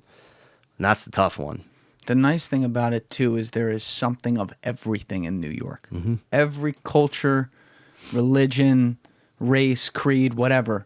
from around the world has some sort of representation there. So when you're moving around, you're constantly moving in and out of different environments. And the one thing that brings everyone together is this city, which is why, you know, when we're sitting here watching the pandemic unfold, it's heartbreaking seeing that. Like seeing that place silent, that will never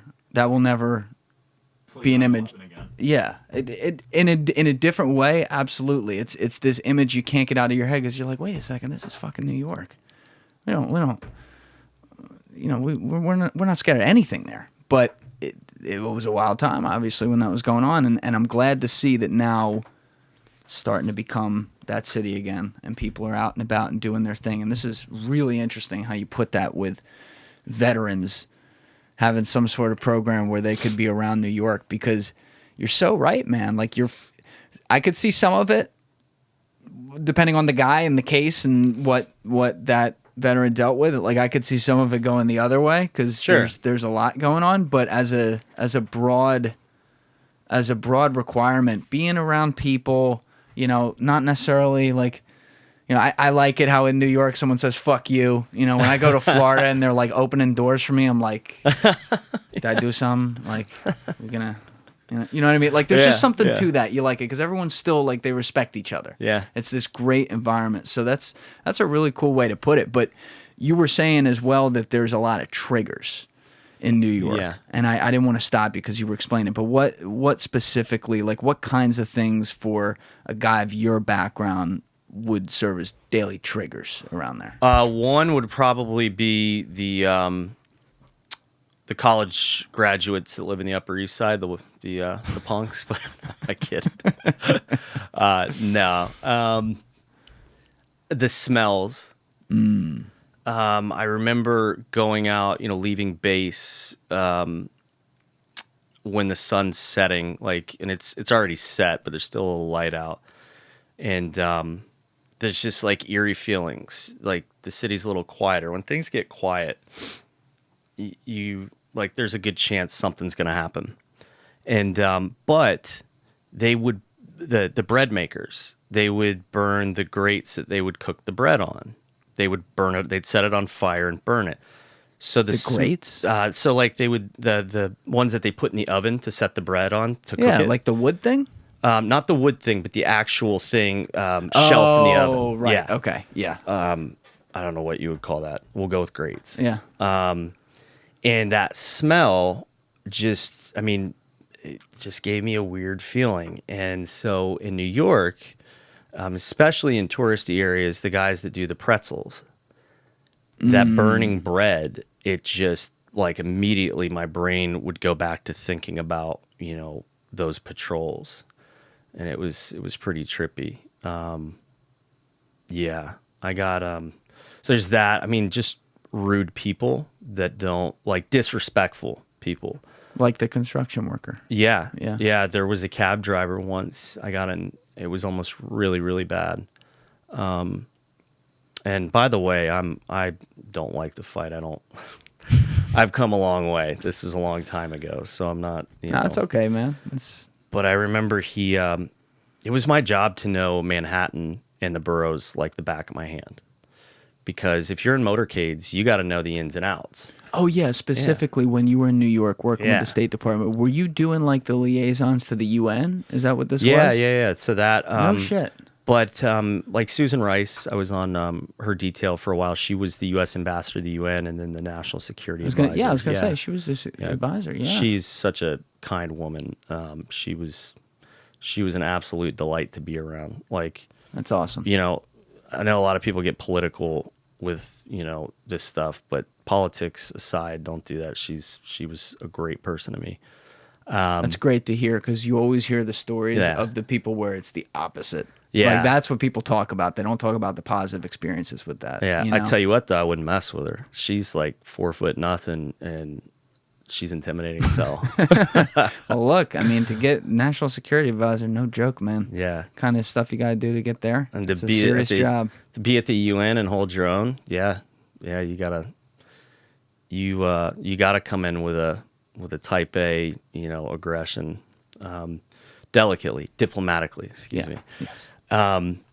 but anyways, it was my job to know the roads and how to get places the quickest, right? And the safest. What are you looking for when you say safest? Like, what kinds of things are you? Let's say you have. I'll just give you an example. Like, let's say you have Susan Rice staying on 53rd and 7th, and she's got to get down to what's the UN 30th or? No, it's 45th and 1st. All right, 45th and 1st. Is there specific things you're looking at on certain streets, Sure. like stores that are there that you don't want her going by because there might be people of a certain less amount of political cars, interests around there? Yeah, the less amount of vehicles around, the better. Not just for speed, but the gridlock is. I mean, that's a choke point. You don't want to get stuck in traffic with cabs this close to you. I mean, it's not a bulletproof. It's an armored vehicle, and it had like glass this thick. But still, you just don't want to take that chance. And how many cars would you put? Like, if Susan Rice is going from that hotel to the UN, how many cars are in her motorcade? With Susan, it was only 2 to 3. Lead vehicle and rear vehicle. I don't know what it is now, and I probably, if I did, I wouldn't share it just because I might actually have to watch that one. But anyways, if I'm going from there, I'm using West Side Highway hitting 34th because it's the widest street. And then if that gets jammed up, though, I mean, we'll go the opposite way on a one-way in New York in a heartbeat. We part the C. We'll drive on sidewalks, whatever we need to do. You worry. I mean, you got to worry about civilians and stuff in that kind of case. And we do it safely. We've got lights and sirens going. You. Yeah, we do it safely, but I'm not gonna. If I can keep from sitting still and getting stuck in one spot, I'm gonna move. I'm gonna do whatever I can to get around it. I was thinking you were like just out of nowhere, like, you know what, hook a Yui on this one. That's good. Like Bad Boys or something, flying and jumping over bridges. I'm like, you would have hit me. Like, I'm the guy walking around there. Like, I'm done. That's crazy. Yeah. So, and you were the guy planning all this too. Yeah. I helped plan the all of the. Towards the end, because I was done working those hours, it was insane. I started doing the planning for UNGA, the UN General Assembly, and the security details coming in, and all the diplomats and their entourages. And, oh, wow. And yeah, so that's a cluster right there. Oh yeah, it's a lot of people. There was a month out of the year that I was working 24. I was sleeping in my cubicle. I believe it. How many people I've never Googled this, but like with the UN, obviously we look at stuff happening there all the time. There's a lot of people, but most of the nations around the world are in it. And then like on a Tuesday, during not peak season, like how many people from all these different countries are walking into that building? Hundreds? I mean, thousands. Wow. Yeah, daily. I mean, then plus you got the tourists that come in and tour it, but yeah, it's a lot. It's a lot of people. So was your work on this always, you were up in New York with the State Department the whole time? Yeah, I mean, I went on some trips here and there, but mostly New York. I was able to keep myself up here. I was trying to go into the U.S. Marshals. We were talking about that the other day.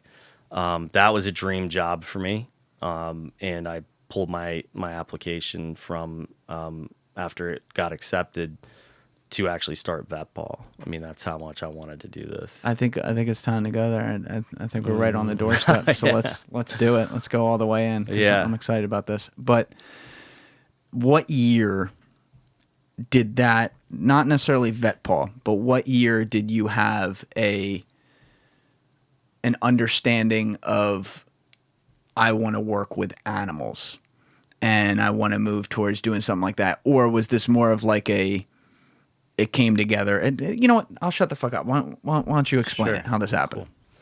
Cool. So I've always been in love with animals, always. When I would have a bad day growing up, like I had this spot underneath my bed that, nobody knew that it was even there. And I would climb in there with, one of my cats or dogs, throw on some headphones and have my little CD player. Yes, I'm old. And I would just sit in there, sometimes sleep there all night. And then I would get up before my alarm, before my parents could make sure I'm up for school and jump back into bed. But animals have just always been there, being that introverted, scared kid growing up, that animal was always there. I wasn't afraid of them. And I always had, I don't know, my grandma, my nana would always tell me, she's like, you just have this gift with animals. I'd always be able to call that cat over that nobody could, pet. And so, yeah, I'm an everyday animal whisperer. Okay. But as far as my animal welfare experience, I already had 2 adopted cats, 25 pounds each. 25 pounds. Yeah, That's they were a big cat. big boys. One of them was big in a good way. The other, we called him our fat boy. He was precious. And then I had I rescued a 2-year-old Rottweiler. He was 80 pounds when I got him here in New York City, and he grew to 125 pounds within a year and a half. Wow. And so in That's a a nice tiny, dog. yeah, and in a tiny Queens apartment, I had 3 animals. There were no more animals. I wasn't even supposed to have the Rottie there anyways, Yeah. but my landlord was cool. I just had to pay him off. That was it. So I would just go, I couldn't rescue any more animals. So I would go to local animal shelters. Photography has always been a hobby and a passion of mine. This is while you're working at the State Department. Yeah. Wow. And I could be a pro photographer, but I'm not a sellout, so. I won't touch that one, but go ahead. But anyways, so I would go to the shelters, like walk the dog, play with the dog, and then snap pictures of him outside and happy, or the cat's playing, and I'd give him catnip and, get great pictures. Instead of them in a cage or a kennel, they put it on their website or social media, and the adoption rates go up. That actually works. Oh, yeah. Oh, you yeah. know? So if you can't adopt an animal, but you know how to shoot photography, or you're a TikToker, go to the local shelter and make some videos and help these people. And that was my mentality. And then I watched Anthony Bourdain was a hero of mine, a mortal hero of mine. Oh, he was awesome. Yeah, and I have very few of those, and so I don't say that lightly. But I watched his very first show on CNN of Parts Unknown. It was on the Israeli-Palestinian conflicts, and he used, what was so unique about that show was he would use cuisine and local food as a way to, uniquely and delicately relate it to, each culture's side of the conflict. And He was so cool, man. yeah, I mean, he set the path for the rest of my life. I read all his books, all that. And I would used to go to his restaurants in New York, eat oysters, all that, in hopes that maybe he'll walk in. Never happened, unfortunately. But yeah, he's a legend. I don't think we'll ever have another one like him anywhere close to it. But I watched that show, amazing, and I wasn't tired. I actually had to be up early the next day to go to LaGuardia to be on the tarmac for Secretary of State Hillary Clinton coming in. And but I wasn't tired, so even though I had to get up at 3:30 in the morning, I'm gonna watch this thing coming on next, which is about the Tusk Trust Foundation, what the royal family is doing in Africa with them to preserve and protect African wildlife. So I'm the type of guy where if I can't do something about it, abuse, whether it's people or animals, but especially animals, I don't want to see it. I know it exists, but if I can't do anything about it, why torture myself? Because I was still in a mode where if I see it and it irks me that much, I'm going to try to maybe find this person. You want to go fight it? Oh, yeah. Yeah, you torture a dog, well, stand by. Warrior mentality? Yeah, no, it's like, how do you like it? So I started watching this show, and it was cool. And, I honestly didn't have an interest in really going to Africa because I've been overseas so much. I'm just like, I'm going to stay home. I love my country. And Stay into the mic if you don't mind. yeah. So I had this mentality of not wanting to leave the country. After having served and doing all that, I was tired, and I just wanted to enjoy my country, the one that I fought for. And this documentary, they had no hints that any type of animal abuse would be in there. Holy shit, it rocked my world. The first, and this was 3 punches to the face in a row. Boom, boom, boom. The first one was an elephant laying on a tar road, well, asphalt road. We call them tar roads in Africa. No face. The trunk is there's no eyes, no mouth, brain. It's blood and flesh, and I remember there was a tan Land Cruiser sitting there, and it was a huge elephant, massive, and immediate. Like I want to cry right now thinking about it. Yeah. And then the next scene were dead park rangers laying in a row, and now all of a They sudden, were showing this on TV. yeah, Good. yeah, Good. and now I'm like, okay, this is a war. This is more than just about animals. This is dangerous stuff. Yeah. And then the third one was a female rhino. This was a video, and I remember it vividly, like it was just like I remember 9/11. The poachers got tranquilizers. They acquired tranquilizers off the black market because a gun goes bang and you can hear it. A tranquilizer gun makes a very soft noise. Nobody's going to hear it. If they don't hear it, the rangers aren't alerted. They do their thing with ease, take all the time they want, and they're out. So they put this girl to sleep. Her calf went missing in the bush. Eventually they found the calf dead because it needs its mother's milk, and it'll dehydrate, and it's hot. And she woke up missing her horn. Nasal cavity is fully exposed. There's blood. It's just a gross scene. And I say that without no disrespect to that animal. And all of those emotions from war. And as I watched, dude, there were tears just flowing. I mean, literally, I remember seeing the drops. And all of those emotions that, just like Will Ferrell says in the movie, I put a glass jar of emotions. You try to cope with it. You think you're doing better. So, oh yeah, I don't need therapy. I don't need any of that stuff, man. I'm doing great. No, I was miserable and I had no idea. I thought I was happy, but I was actually miserable. And I was taking all that, I still had some anger, but like just the depression, the anxiety. There's a lot of just humiliation and confusion and embarrassment even of going to war that you experience. It's not the traditional way to explain it. And you just put it in that jar and you super glue it shut and you just plan on coping. But eventually something's going to bring that out. It's going to shatter that jar. And that rhino, while she may have been killed and passed on, that rhino saved my life. Because that rhino shattered that jar. And in that moment, I felt everything that she felt, in a sense, without the pain, but in a different kind of pain. But I saw embarrassment.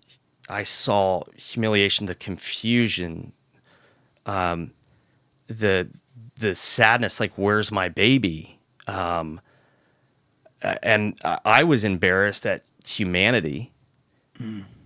Like, we are the most powerful species on this planet, and that animal, a dinosaur, this beautiful mother, just got tortured, essentially, died the most. Could you imagine having your face cut off and living and then just having to die a slow death? Yeah, and that's the other thing. While your child's missing? And when you're watching this video, she's still alive. She's still alive. And they were filming it, and God bless them for doing it. I don't know how they did, but I had somebody say, like, why would they film that? And I'm like, thank God they filmed that, because people need to see that. We need to thank those people are heroes for filming that. What are they going to do for her? They're waiting for veterinarians to get on site to put her down. And you know what? People got to see that. And if I ever find out who did film that, I'd hug them, because I mean, I would still probably be living that miserable life. And now I get to actually have a purpose of going and saving animals and empowering veterans to do that. But it was in that moment. And I'm telling you, I was punching walls. I didn't sleep probably for weeks.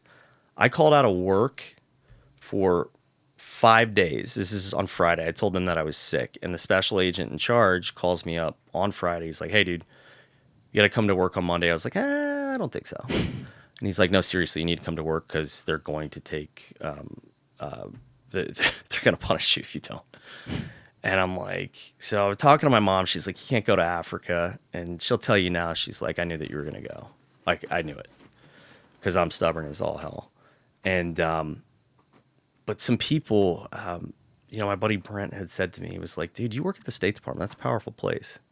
Why don't you just go talk to some people and maybe there's something that the government could do? And so there was a U.S. ambassador to the UN for, I want to say he was for management and reform. His name is Ambassador Joseph Torselli. He's actually the Pennsylvania's Treasury Secretary right now, I believe. He was one of those guys when I was working with him and going places with him. He didn't treat me as like, some of the other diplomats do. He's if you're one-on-one with him and driving him somewhere, he's sitting in the front with you. And Love that. Ryan, what's going on? This and that. And so I felt comfortable to go to him and I said, sir, Ambassador, like, are you aware of the poaching thing that's going on? And he said, no. Why? What's up? And I just kind of spilled it out for him a little bit. How long is this after you watched that? Oh, dude, this is maybe a month. Because I was already rounding up, like, the Marines that I served with. Like, yo, dude, you want to go? If I get this funded, do you want to just go over there and kick some right freaking away, ass? Oh, dude, yeah. Right away when you watch this, you're like, we're going to do something. Oh, yeah. Yep. And you're like, you don't really know what yet, I did not but you're like, we're going to do it. Oh, I didn't care if I got fired. I didn't care if I was broke. I didn't care. I didn't care if I died doing it. Like, I was ready to go Jason Bourne on the bush. And I had no clue about what was going on over there yet. So I wanted to get on the ground just to see it and observe, to see if the skills and experience that I have from war and from the military apply here. Can we go back to seeing that rhino for 1 second? Like when you were first watching the doc. So you described that really, really well. And one of the terms you used a couple minutes ago was, that's a dinosaur right there. And I'm glad you did that, because when I look at rhinos and elephants especially, that is exactly what I think. Like, they don't it's a majestic creature. And they even have that thing, especially with elephants, but you could say it with rhinos too, where they're so big that, like, their motions look like they're in slow motion. It's like they're larger than life. They look how we would look to, how we probably move to some insects and stuff, like we probably move really slow to them, even if we're walking fast or running. Never thought about that, yeah. Right? I don't know. That with could the be, insect thing, I've never thought about that. That might be the dumbest thing I ever said. I don't know. But that's like how it appears to me. And so it adds this element of almost like their whole life is in 18 frames a second, like an old school movie, So I love how you looked at it and had the emotion as if it was a human being dying, because to me, the full theme that I get seeing, and we're going to talk all about the poaching and how this all works. Like, some people are like, well, why was it dying? We'll get into that. But like, when I look at the populations going down because these animals are being slaughtered, let's call it what it is. It's brutal slaughterings. It's like we're taking away our culture as a people. These are species that if we rid the world of rhinos and elephants, and our kids don't know about it, forget what will happen to the ecosystem. We'll talk all about that today. But we are getting rid of the history that has built the earth as we know it. We are all originally from that part of the earth before everything started to separate out. We lived among these creatures. We still do. We have continents where these creatures are. There's people living there. And it's like, did you look at that and have, obviously you were very emotional, but did you have like, you felt like you lost a human being looking at that? Like, was it on the same range, or what was it? I had what's called the flattened effect, which I still struggle with as a result of trauma and PTSD. And when I say trauma and PTSD, it's not in a poor me way. Like, yeah, I deal with it. I don't need sympathy or empathy for it. Something I deal with. So the flattened effect is I don't go either way. I've got a baseline that I stick to. I don't get super happy or really sad, and I go numb to things. And it's something I'm working on. I'm a lot better position now. But if it had been a human, I wouldn't have blinked an eye. And that sounds really, really morbid, I guess. But, and I've had people say, in the past, like, we've got problems here in the States, and, you're going over there and doing that. It's like, well, wait a second. You go serve, sacrifice, what we've sacrificed as veterans. And then when you get out, you can do that on your own. But if, armchair quarterbacking is not a good look, bro. So back off. But now it's animals. I looked at that in the same way that I looked at 9/11. People that were defenseless, being attacked, had no power over that. None. Totally surprised. That animal had no defense. No defense. And it was, the two situations, I don't compare them in a way that's like one's worse than the other. They're not comparable, but to me and who I am as a person and being a kid growing up that didn't have a lot of confidence, I wasn't a big kid. I was too skinny all the time, didn't eat enough. And now, like, I went in the Marine Corps, I came out, I'm successful. Now I can hold my own. Now I'm not powerless to this situation. And the Marine Corps taught me that. And I'm forever grateful. I'm at the end of the day, and I always say now that, husband is my greatest title. I love my wife. She's amazing. But, outside of my marriage, being a Marine is once a Marine, always a Marine. And we live that. And so I walk that. When I walk out in public now, I'm a Marine at the end of the day. I'm a Marine. Like, yeah, I'm Ryan Tate. I'm the president of VETPAW and the founder, but I'm a United States Marine. That was my first big achievement in life. It's where I learned how to stand for the defenseless. And in this case, not just the defenseless, but the voiceless. And so I looked at that animal the same way that I sat there powerless in my English class watching so many innocent people die. And when I watched that in English class, I did something about it.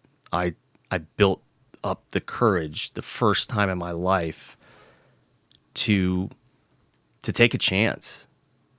It was uncomfortable, but I was comfortable being uncomfortable in that situation.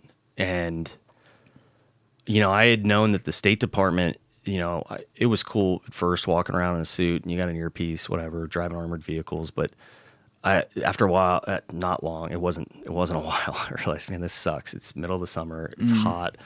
I'm dealing with bureaucrats all day, a government that just it's a government. Yeah, like I'm a critical thinker. They don't have emotions, and nor should they. But I'm a critical thinker, so I'm bringing in all these things. Oh, we should do this. It'll make us work more efficiently. We were, it was the '08 housing crisis, and we're in debt. And I'm like, no Christmas trees for this office this year because that's money we shouldn't be spending right now.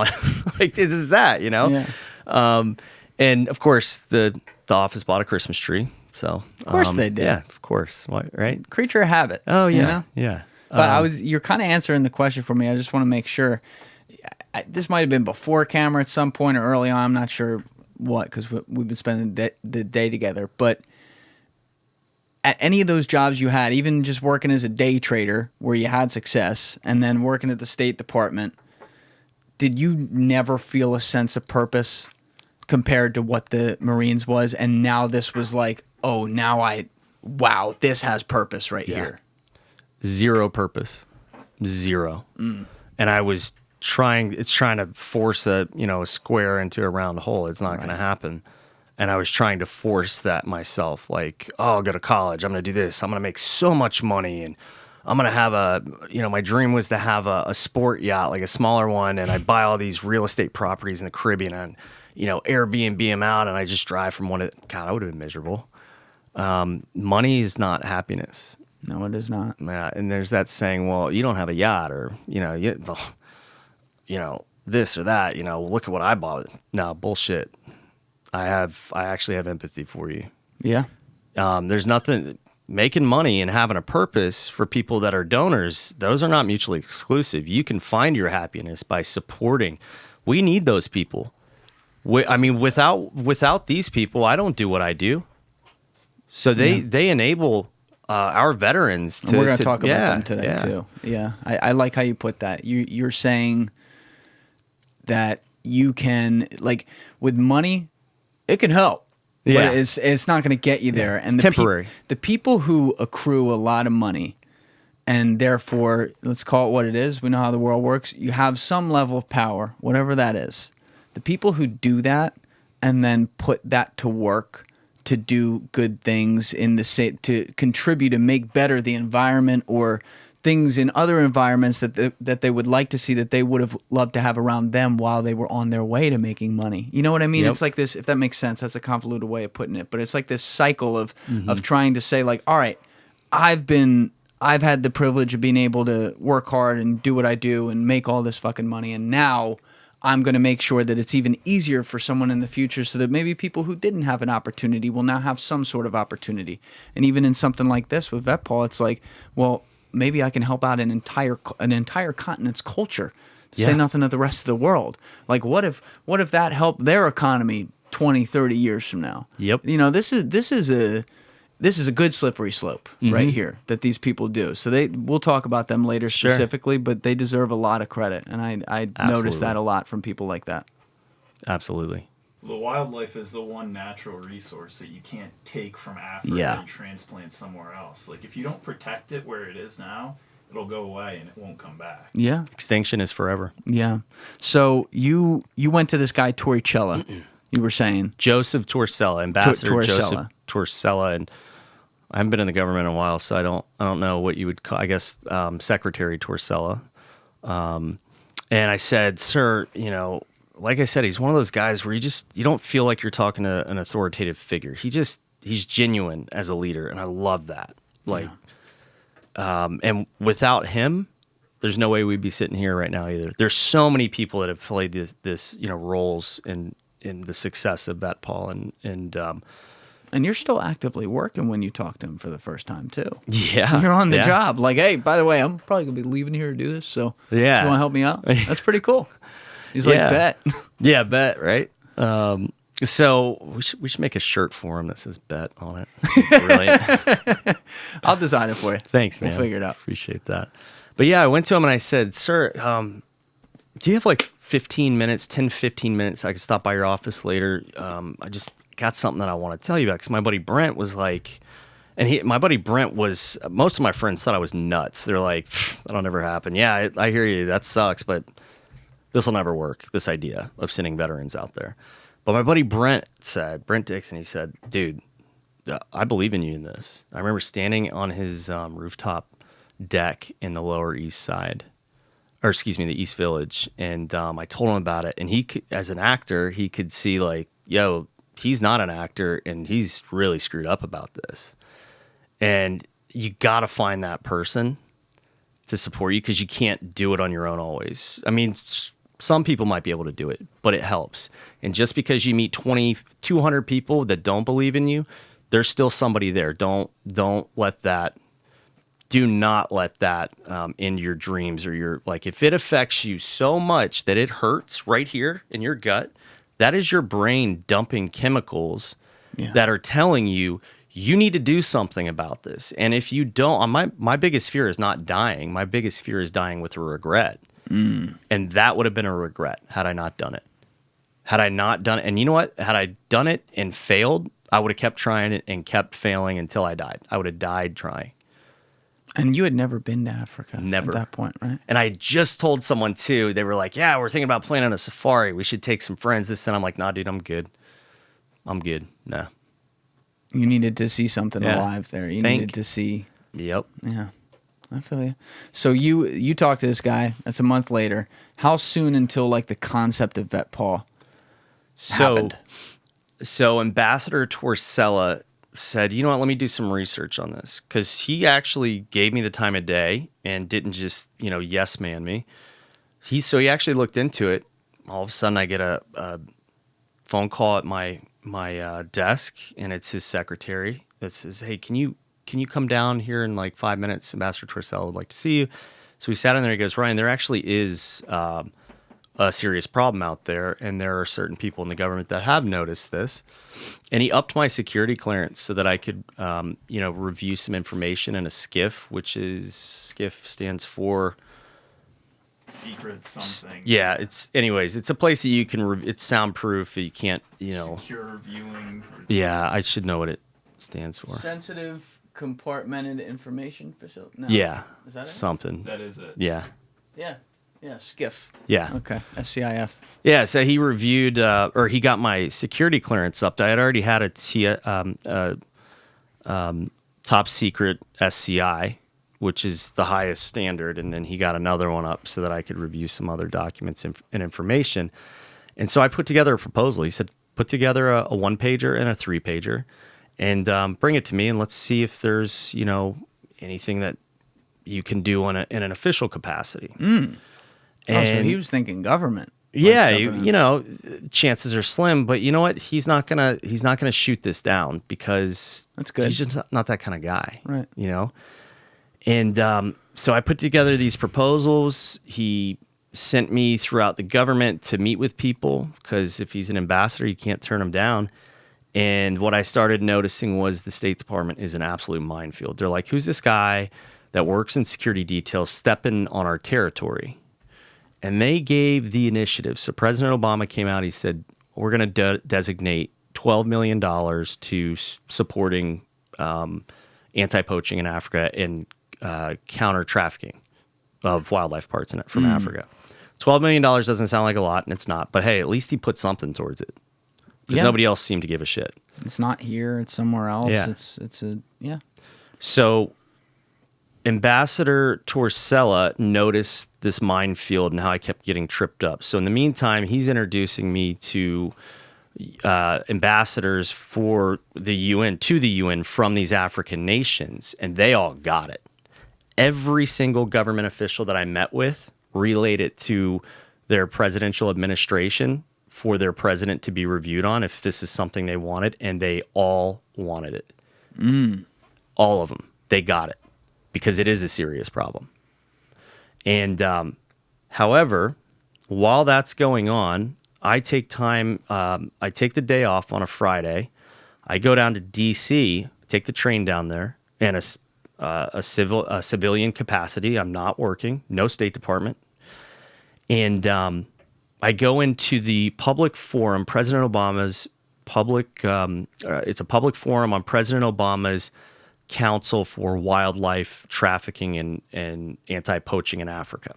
So they were doing something on this. They were discussing what to do with the $12 million. So I go in, and I was going to ask a question towards the end. There's a Q&A for the public. I put my name on the list. Ryan Tate. Didn't even put State Department on it. And all that I was going to ask was, how much of this money will be designated to training rangers in a bush capacity, like a soldier capacity, because they're the ones dying. And the park rangers. Yeah, the park rangers, yeah. And that's all that I was going to ask. How much of that? I'm just curious. I wasn't going to fight it. If you said 0, okay, cool, good to know. And I had an assistant secretary of state in her entourage. There was one woman in that entourage that literally the most disrespectful calls with her because it was their territory. State Department's Agency for Oceans, Science, and they focus on oceans, right? Got it. How the hell that relates to this, I have no idea. Government will find a way. yeah, right?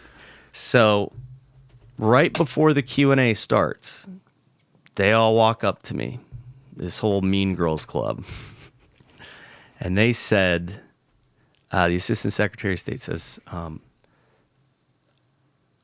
I see that your name, you're Ryan Tate. I said, yes, ma'am, I am. I see that your name is on the list to ask a question. Is that right? And I said, yes. She goes, what are you going to ask? And I said, how much of this money is going to go towards training rangers, the ones that are dying for this? She said, that's inappropriate. What? You are property of the U.S. Department of State, and if you ask that question, you will be fired. She said, I need it in writing by Monday that you will stop what you're doing, this little crusade that you're on, and go back to doing your job. Completely in shock. Now all of a sudden, I don't know how I kept my mouth shut. It was the first time I've been in that type of situation and stayed tactful, cool, calm, and collected, because this wasn't about me. This is a movie scene. This Yeah. is like a stereotypical like written in page 10 of the script. Then Jason Bourne goes off and does some shit. Like this is like Oh, and wow. then, and here's the spit in the face as she walks off. This woman that had been giving me a hard time, that's part of her entourage, Christine. I'll just leave it at that. So I'm gonna meet her one day, and I'm gonna say, "Ha, look, we're Good. doing it." But she said, "And by the way, we thought about it. And veteran skills, in your experience, has no place in Africa. It doesn't translate," and walks off. And I'm like,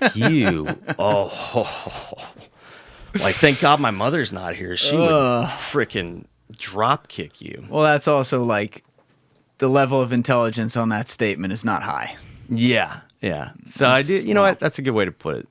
I have empathy for her now. Yeah, that's not pretty counterintuitive when you think about the skills you guys got to do out there. They look at numbers and spreadsheets. They have no Right. idea what skills we have in the first place, let alone what we're going to. So yeah, Exactly. it wasn't about actually saving the animals. It was about nope. I just need to do something that looks good, and that we'll get promotions, we'll get bonuses, we'll get, I don't know, longevity, sustainability in our career. I'm going to bless you because you understand how politics works. Oh yeah. Oh, I learned the hard way, man. You're in, my son. I learned the hard way. I'm jaded now. Yeah. But so what I did was I went over to the White House and talked to somebody that I know in the West Wing, not the president. I'll leave it there. So that was hashed out though, apparently. I don't know the details of it, but it was Well, that's made good. It didn't work well for them. There was a combination. I wasn't the only person that was burned. But I went to work on Monday and I quit. I turned in my resignation papers and I said, "Screw you." Like that's part of the journey though. Absolutely. I mean, that's the moment. That's the day you actually took the step. But when you did this again, like VETPAW wasn't a thing. You hadn't even been to Africa before. Your buddies. Now, one thing you had going for you that you've mentioned is your buddies had said, "Tell me I'm going." Like they were in. The ones you had talked to. For the right? most part, I know a couple of their wives were like, "Absolutely not." And so, big tough Marines, some of the hardest dudes I know. Yeah, no. They don't So wear not pants. all of them, but some guys were. Yeah, and yeah, some most guys of were them like, were, I'll, yeah. I'll do it. So what did you do? Like how fast did this come together? I just started going to Africa on my own, and I stayed in touch with those ambassadors that Ambassador Torsella introduced me to. And so I got a presidential invite to Tanzania, and they said we want our Rangers to operate like Marines. And I actually kid you not, I laughed similarly. No, I'm picturing this. I'm Sounds like- awesome. I'm like, all right, dude, well, let's do it. Like, Thanks, dude. cool. I'm just glad you didn't say Navy SEAL like everybody else does, but I love SEALs. Yeah, it was cool. It was really cool to hear that. And so I just started observing, teams of Rangers sleeping in the dirt. We were going out on patrols in areas they didn't have guns. We were making arrests. What, they got bow and arrows? No, so they didn't even have that. So we tried to get them paintball guns. They got caught up in customs. So what we do, we went in and we went to the hardware store and we got broomsticks and spray paint and electrical tape, duct tape and all that. And we cut them up and made them look like guns, spray painted them, and arrested poachers with them. This is what It you was guys great. train with, is what like Yeah. there's some training exercises Oh, you yeah, have to yeah. use like Yeah. the wood gun or whatever. Yeah. Okay. Yep. So you're And used to these that. were rangers. So, I was also with government rangers, but these were ones in community conservancies, like corridors that are in between the huge parks. But the corridors are where there's less. That's where the animals are most vulnerable because they don't have these big ranger teams. They don't have the assets and resources that they have. So these community rangers, that's why it was taking so long to get the guns. They've been government rangers. They're supported by government rangers, but not federal government. They're municipal government. Got it. Okay. There's a lot of details to Oh, go yeah. through here, so I want to lay out the land so that everyone can get on board. Like we know your story. We understand why you were going over there to do this. There is a poaching problem. That's been the big elephant in the room, no pun intended. But like when you went over there and met with the president of Tanzania, you said you went over alone, but like at that point, did you have anyone with you? once you got that meeting? Sure. So I would take a medic with me every time. It's smart. Someone from America. Yeah, a veteran, yeah. Okay. Yeah, we weren't getting paid or anything. Most of this was, pretty much all of it was my money. And so the only thing was, we're going to give these park rangers the wooden guns, and we're going to train them as to how to look convincing. So we did that, yes. We did do that, but then we were also training government rangers in massive parks over there. Okay, so those are people who were armed. Yeah, I was going to anybody. Yep, they were armed. Okay. I was going to anybody and everybody that would invite me to come in and observe or help. Okay, that changes things. Yeah. So I'm forgetting there's also a lot of that. So you did have official people like on the ground. And once again, like these countries, you know, there's a few poachers in there who are bad people and they're causing all the problems. But these people, by and large, they want these animals. They love this, you know, so they're motivated. So you don't have a problem getting, you know, recruiting people to be rangers and stuff like that, obviously, right? No, and the coolest thing was that when they found out that I was a veteran, a Marine Corps veteran, and that I had served in the Middle East, they were blown away. They were so like, wow, I'm important, because they knew so much more about what was going on in the Middle East than I had ever expected.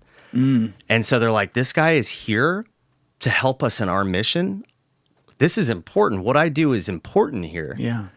And for me, it's like, I'm sitting here like, dude, I'm just a, you know, pale guy, blonde head from Tampa, Florida. Like, and you're accepting me in here to have dinner with your family and spend the night in your homes and, you know, trusting me with your life. Like, it was pretty incredible. It was unique. It's awesome when people come together around common goals. Yeah. And you see, you know, you can go across the world to a totally different culture, a totally different place, and you see how much you have in common.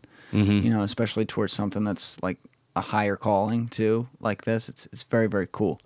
But when you had explained seeing the rhino in the documentary and having its face hacked off, I said we were going to explain all the context here. So what I really want to do in laying the groundwork is let's go through what poaching is, what it involves. We'll get to everyone who's involved at some point. But when they're hacking off a rhino's face, which is the main thing, you protect all animals over there, but this the rhino is the one that's critically endangered. When they do that, can you explain to people why they're doing that and what the value in that is with rhino horns?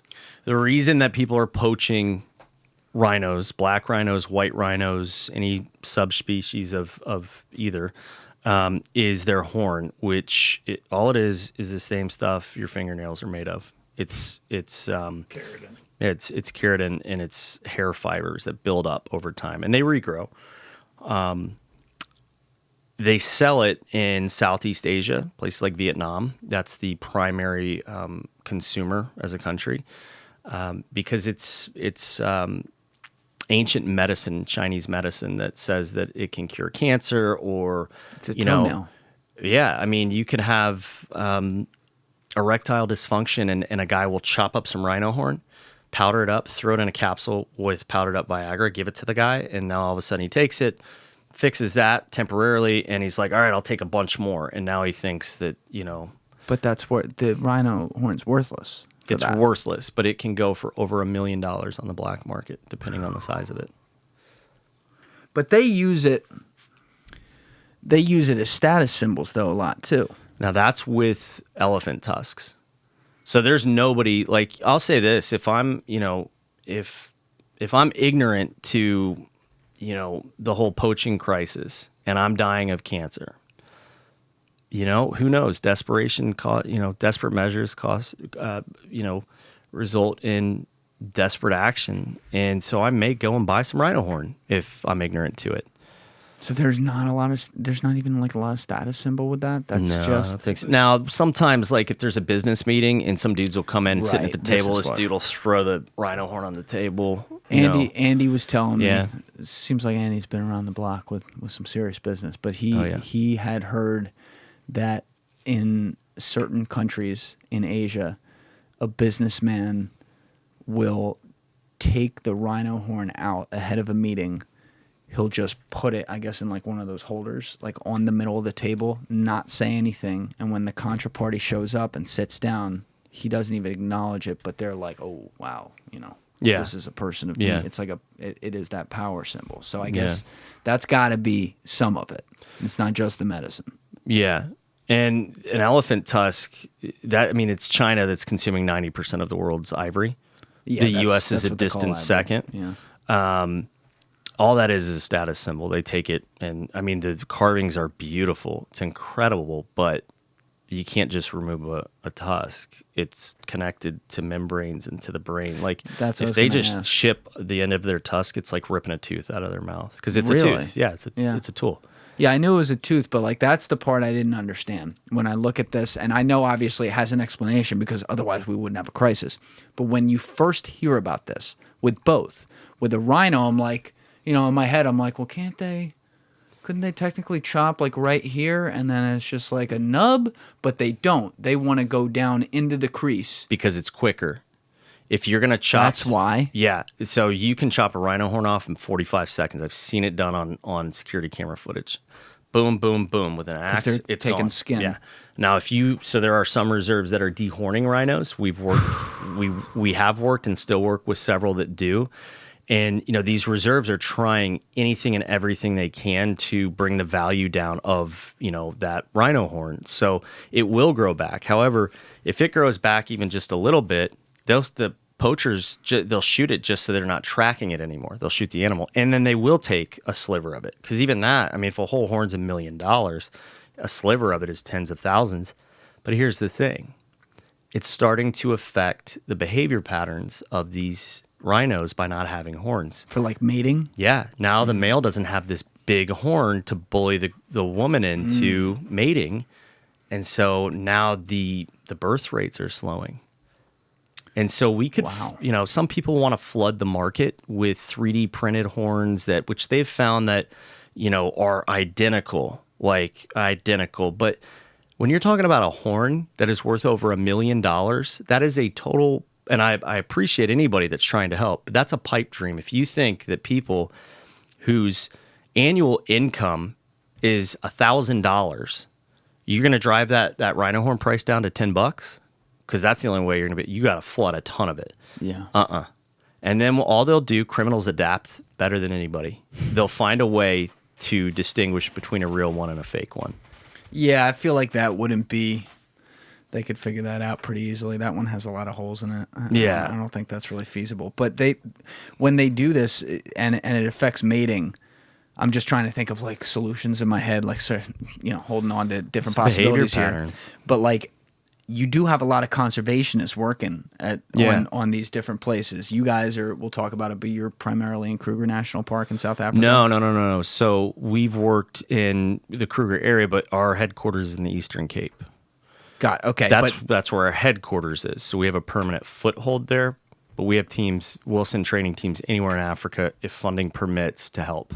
Right. You have a lot of people right now in South Africa, though. Yes. Specifically. Okay. That's what I wanted to get across. So if you're having mating problems on dehorning, aren't there because, there's what, 25, 26, 27,000 rhinos left in the world. There's like 6,000 black rhinos and 21,000 white rhinos, give or take, in Africa.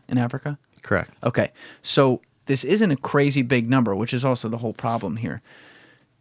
If they did find a way to, in the short term, dehorn, which would just require taking off the top of it and keeping it short so that poachers don't try to get it, couldn't there be some resources for conservationists, kind of like they do with horses a little bit, to make them mate? Or is that not feasible at all? I'm not a biologist or a veterinarian or ecologist, so I don't know. I've never really thought about it. But in the end, even if you do, it does affect the genetics of the animal through its behavior. So what you might find is that, hey, let's say we do in this poaching crisis, which, if I need to die trying, and I'm confident that Justin and the rest of our guys would say the same thing, we will. But even if we were to stem that, and that was the solution, their behaviors are going to be much different. Much different. Right. So that's a problem. Yeah, it's a problem. And I mean, white rhinos are one thing. They're very chill. They hang out in what's called crashes. That's a herd of rhinos. Black rhinos, though, are very, they're very isolated. They don't like being around anybody. Like I'm terrified of a black rhino in the bush. They will pummel you, and even after you're dead, they will keep pummeling you. It's terrifying.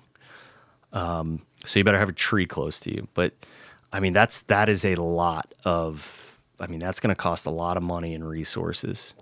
And if we could remove a horn, the right way, if poachers would without killing it, some of them might, but it takes a team of people, a lot of money. You need a helicopter half the time. Why do you need a helicopter? Because you got to dart it from the helicopter. If it's a black rhino, you got to find them deep in the bush because they're grazers, so they have this pointed lip. So they eat off of bushes. They love being in this thorny bush, just very isolated. So yeah, it's a lot of resources, and you got to get everybody in Africa to do it, or it's not going to work. Right. So there's 26,000 of them left, and let's assume that that's not really an option with the whole dehorning thing and all that. Okay.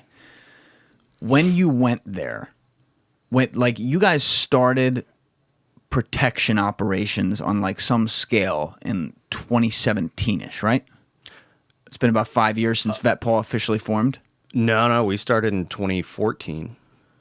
But was VETPAW formed then? Yeah, January 2014, we became a nonprofit. Oh, I didn't realize. Yeah. I thought you were saying it was like 5 years old. No, so in 2013, I officially started going to Africa. Got it. Okay. Yeah. Rhino deaths. I want to search something then because this is going to make this point even more powerful. Don't worry, I have a diplomatic way of... Just to show people the effect of this, I'm going to put this chart in the corner of the screen right here. I'm going to make sure this is the right one.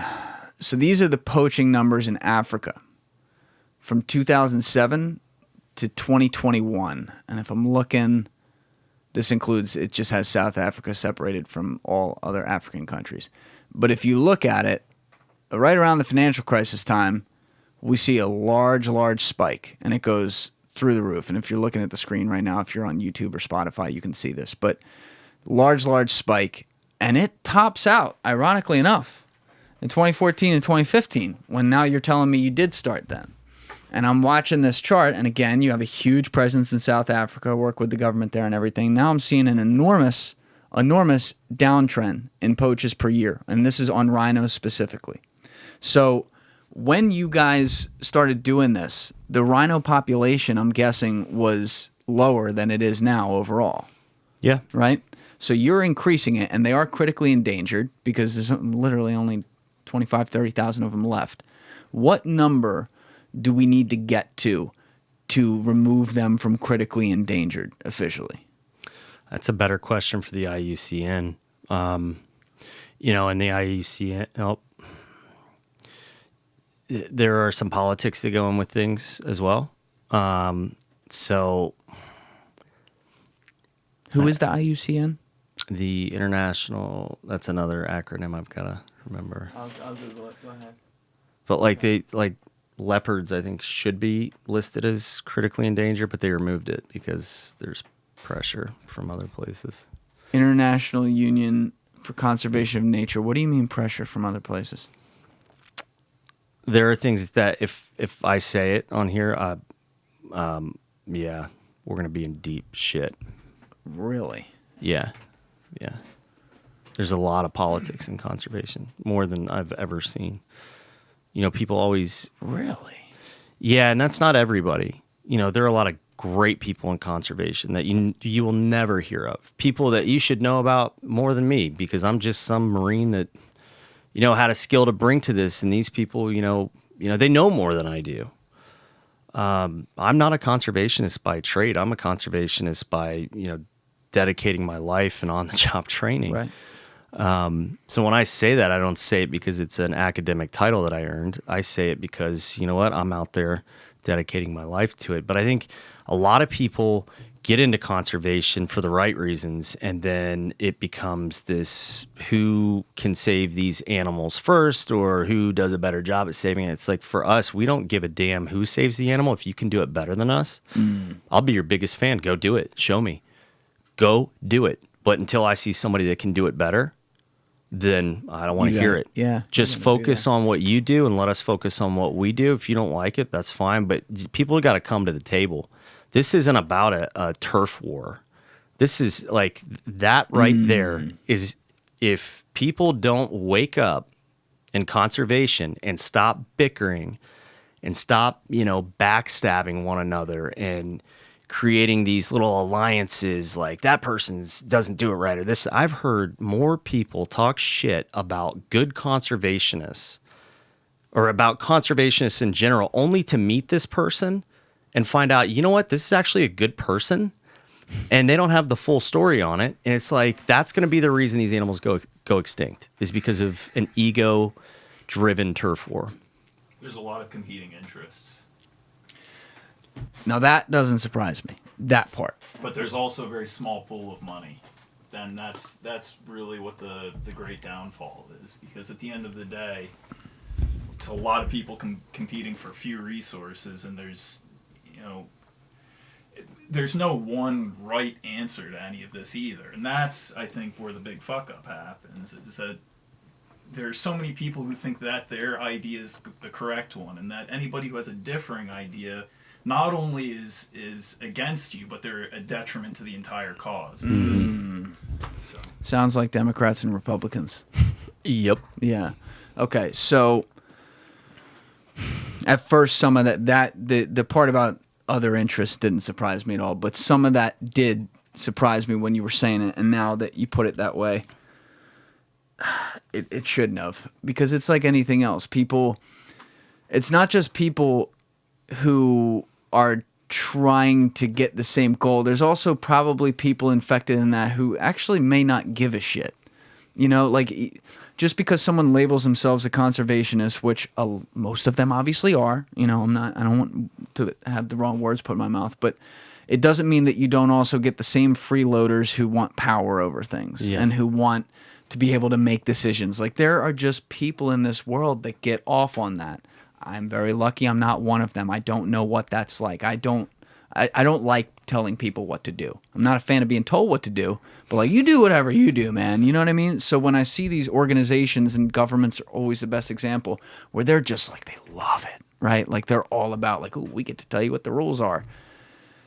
I don't get it, man. I don't get it. And this should be the kind of issue that everybody can get behind. And also, if you're literally talking about like endangered numbers, this really shouldn't be hard. There should be like a standard, like, oh, below 100,000. Yeah. I'm like, oh, below 90, right? This shouldn't be like, well, it's like, well, where is there a lack of sustainability? Because you have to take into account that environments exist, animals eat each other and stuff too. Like there's regular, cross-pollination in that way, whatever the term is there. So it shouldn't be that hard, but I understand if there's some of it you can't talk about publicly, and that's sad. But I fully understand that. I'll say this: there are some people in conservation that do it because they want to get awards.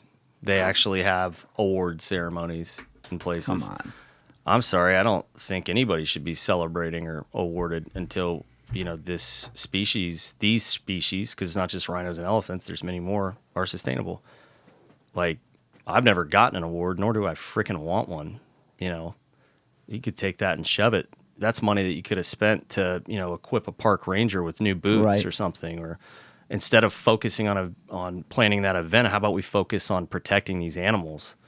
It's become like just a whole socialite's dream in some cases. Like, yeah, that's not great. No. But I mean, let's also focus on the positive here, because that's what we're here for today. There's a lot of good in this. There's a lot of people doing that have the passion you do to do something about this. I think it's incredibly refreshing to hear that so many of these governments are excited about this over there. That's a beautiful thing. We could all learn something from that, perhaps here.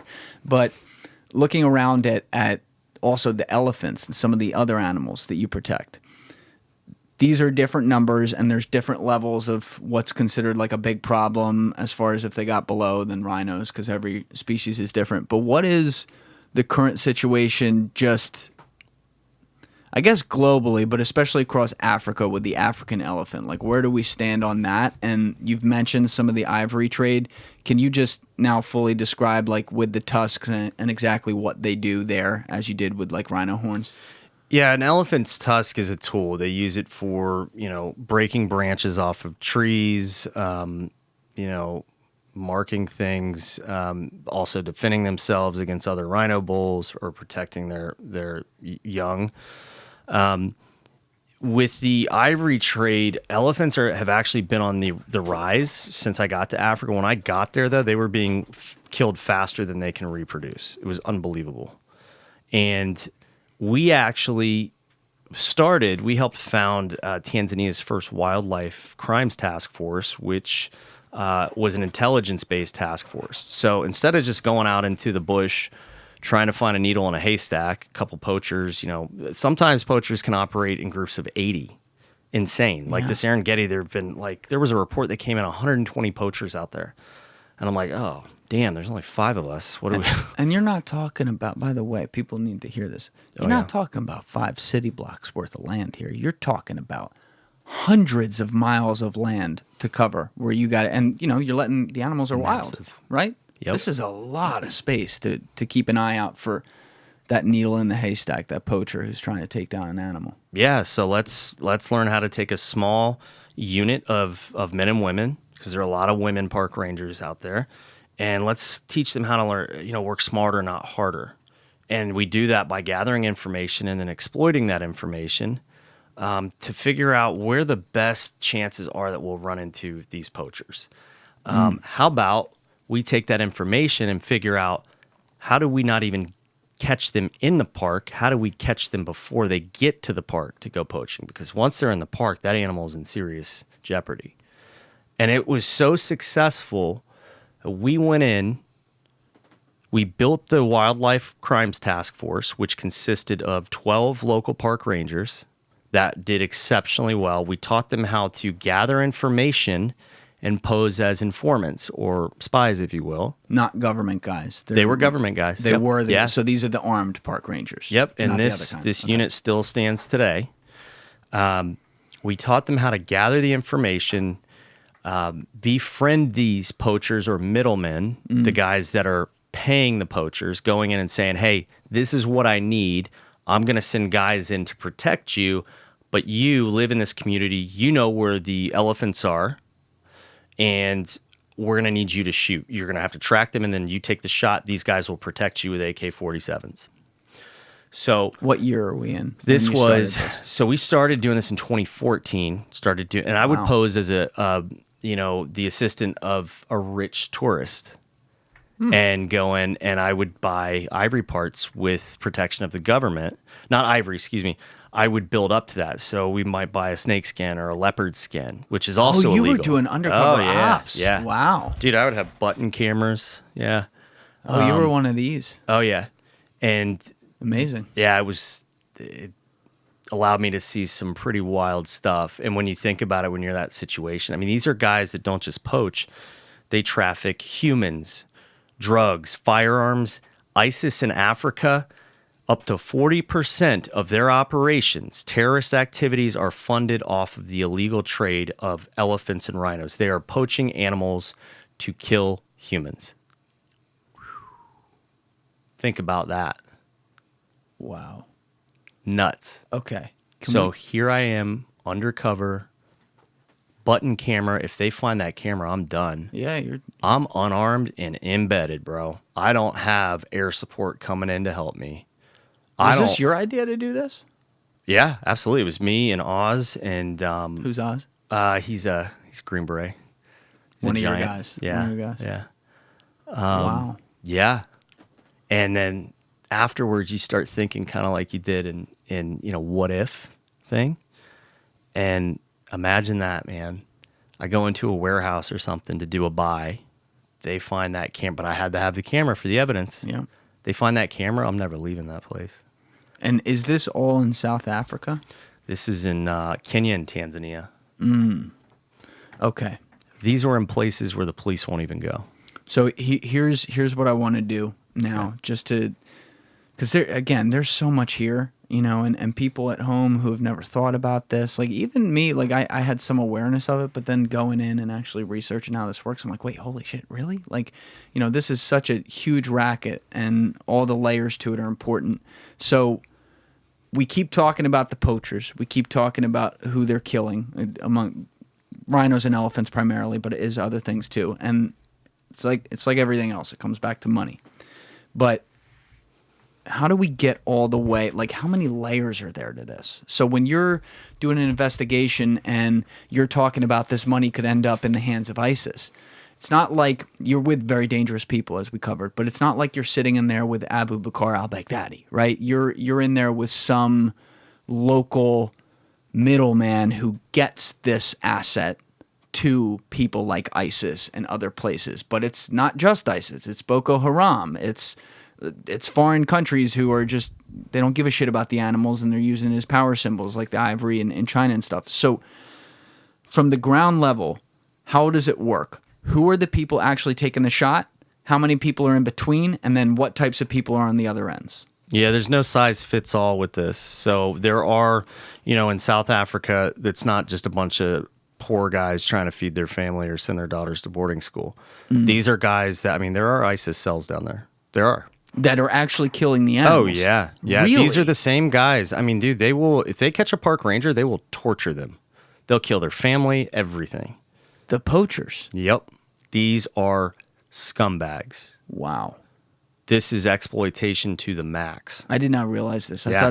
I thought the bottom level, like the people who were actually doing the dirty work, were all like just some of the locals who they buy off. No. Now in East Africa, what'll happen typically is they'll go to a very remote village. They'll bring their top dogs as the protection team. These are Al-Shabaab, Boko Haram. These are rebel groups that are, making money off of trafficking humans or drugs or you name it. These are bad people. They kill people. And not just kill them, they kill them brutally. So they'll bring them in. They will exploit that man. And he will have to track that elephant for days. When they get there, he'll go in with them. They're his protection entourage, his protective detail with the semi-automatic machine guns. Meanwhile, he's using a gun that's probably 50 years old that he buries in the dirt and pulls it out, and it is a huge caliber. It's 3.75 or 4.58 typically. Imagine that. It's an elephant round. It's huge. Yeah. They go out. He shoots the animal. They hack the tusks off. They take off with him. He gets 0.5% of, let's say it's $1 million. That guy will probably get $1,000, and then they're out. Wow. Now then those tusks go to the middleman. He has them transport them to the guy in the local hub, which is a medium-sized metropolitan area. Then another guy will take that to the port where he's infiltrated. And money is changing hands at each layer, right? Money is changing. It just keeps going up. It's changing hands, or it has exchanged hands in a deposit type of system. And the big one is getting it through the ports. The ports, they infiltrate the law enforcement there in most cases, so insider threats, and it's not all of them. All you need is one guy. And they're able to smuggle it out in normal shipping containers. They'll hide it in anything and everything they can. It's crazy. It's absolutely crazy. And what's the metric again for elephant tusks? Like, how much does it go for per kilogram? At the peak, it was about $80,000 a kilo, I believe. And how much? 80 or 90? I think for elephant tusk, it's always been a bit lower, but with rhino horn, it's about 70, 80. There was a time where I believe it was 90,000 a kilo, yeah, which is crazy. But how much does the average rhino horn and how much does the average elephant tusk weigh? an elephant tusk is what, 50 kilos? Depends, on the animal. Yeah, and it also depends on the bloodline. Because certain bloodlines, they call it the big tusker bloodline, they have massive tusks. And their offspring will have massive tusks. Other bloodlines are going down because they're being poached at such a rapid rate. The big tusker bloodline is almost gone. Oh, that's scary. The first big tusker I ever saw was poached. Yep. Not while I was there. But What was his name?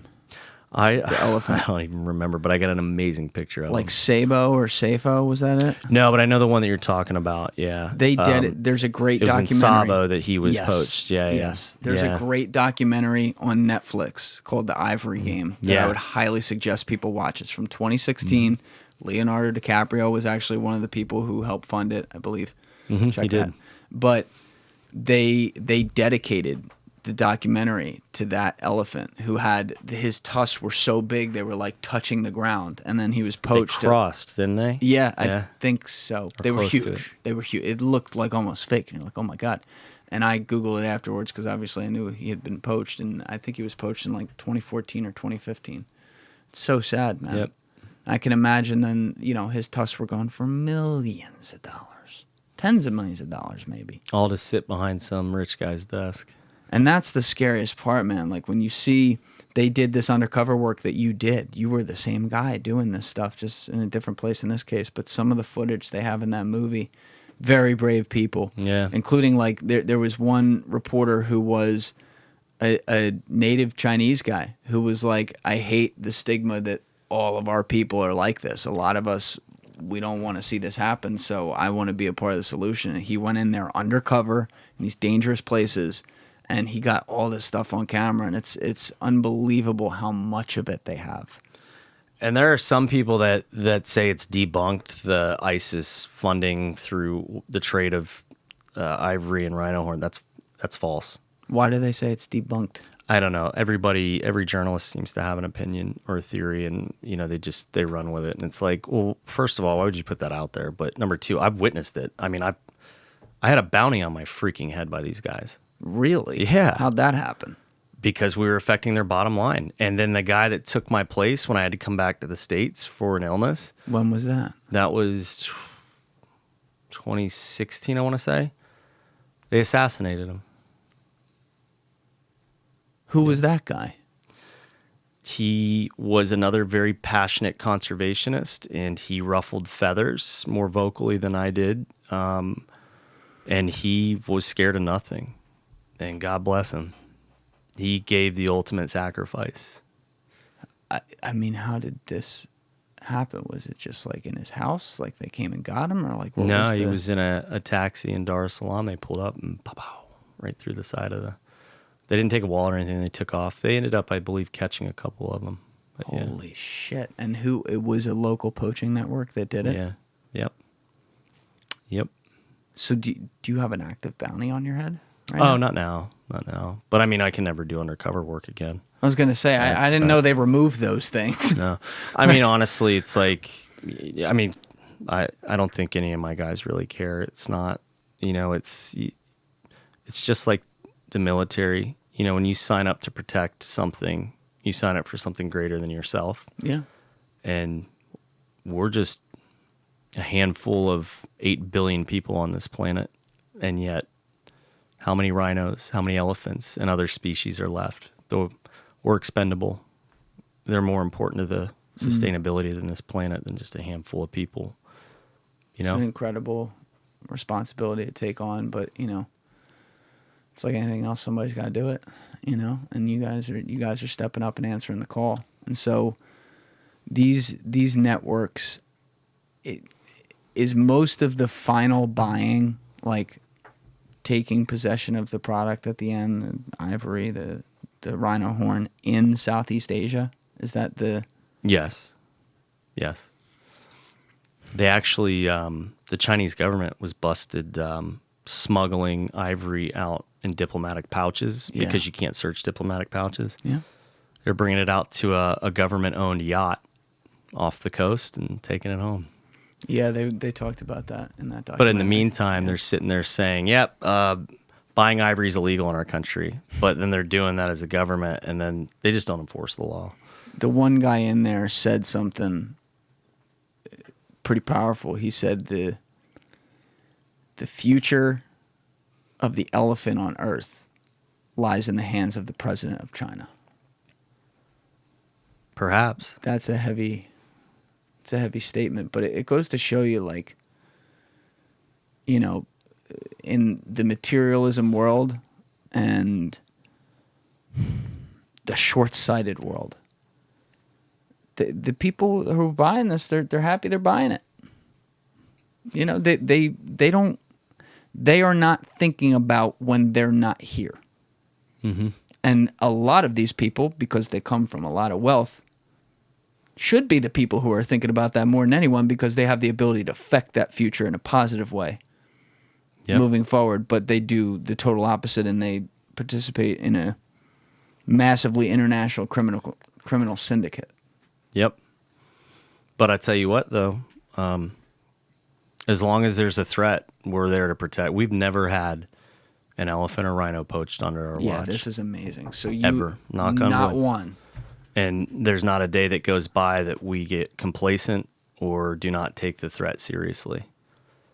Once again, I'm going to put that chart in the corner that's right behind you so people can see this, because this is directly correlated to when you started going over there. It is, and I think it also has a lot to do. You know, we're a small team, and it's a huge continent. People don't realize how many times the United States can fit inside of Africa as a whole. So this is a lot of people coming to the table. But I will take credit for VETPAW in that, you know, we have spread a lot of awareness for this cause. There are a lot of people that support veterans that had no idea that this was going on, and now they can relate to this. They've never seen an elephant or a rhino in their natural habitat. And now they're like, hey, that's my brother over there. Check out what he's doing, or that's my son, or you know what? Just simplify, or, you know, Army strong. I support you guys for life. I'm not a veteran. I don't have any family members, but you know, I love the military, and this is a great freaking cause. And you know, this is a world problem. I don't care if you haven't been to Africa. This is a world challenge, because we can fix this. We can. We don't have a choice. We have to fix this. We are humans, and we are supposed to be stewards of this planet. And right now we're exploiting it for temporary gains.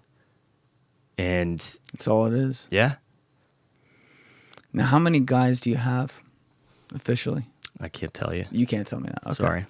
That's okay. Anytime I ask something that's private information. I will say we need more. We need more. And we are not just a bunch of freedom fighters waving American flags, you know, coming in and force feeding. And it's not a one size fit all to what we do. We're force multipliers.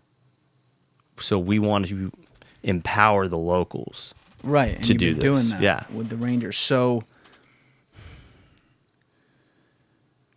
the zero number is probably one of the more powerful things I've heard, because once again, as we said, you're guarding an enormous territory. Even if you can't, there's a lot of countries you still want to go to in Africa that you're not doing anything right now because you need more people. Like, the places you are huge. So when you've been doing this for so many years now and you've never lost one, obviously what you're doing is working. And it is still like catching a needle in a haystack, though. So somehow you're avoiding that, and poachers either like aren't trying much, or, you know, like it's just incredibly effective. So without going into confidential details that can give away strategy on a 30,000 foot in the air level, to someone who has never been over there, like me, and to all the people listening who don't really understand how this works, like why is it you think that you haven't lost any animals, and that there clearly are far fewer attempts to even try in the large areas where you are patrolling? Well, number one, there's a fear factor and an intimidation of, you know, war fighters that are now doing this. Are we fighting it in the same way as a war? No, but we're capable, and we will if we have to. However, I give all the credit to the veterans on the ground and their counterparts that they work with. It's pure dedication. Don't do it unless you're all in. You are 1,000,000% committed to this. These guys, I called them up because I used to live in Africa, and now I've got to keep the wheels turning. So I don't get to go over there and live full time like they do. You still spend a lot of time there, though. I do, yeah.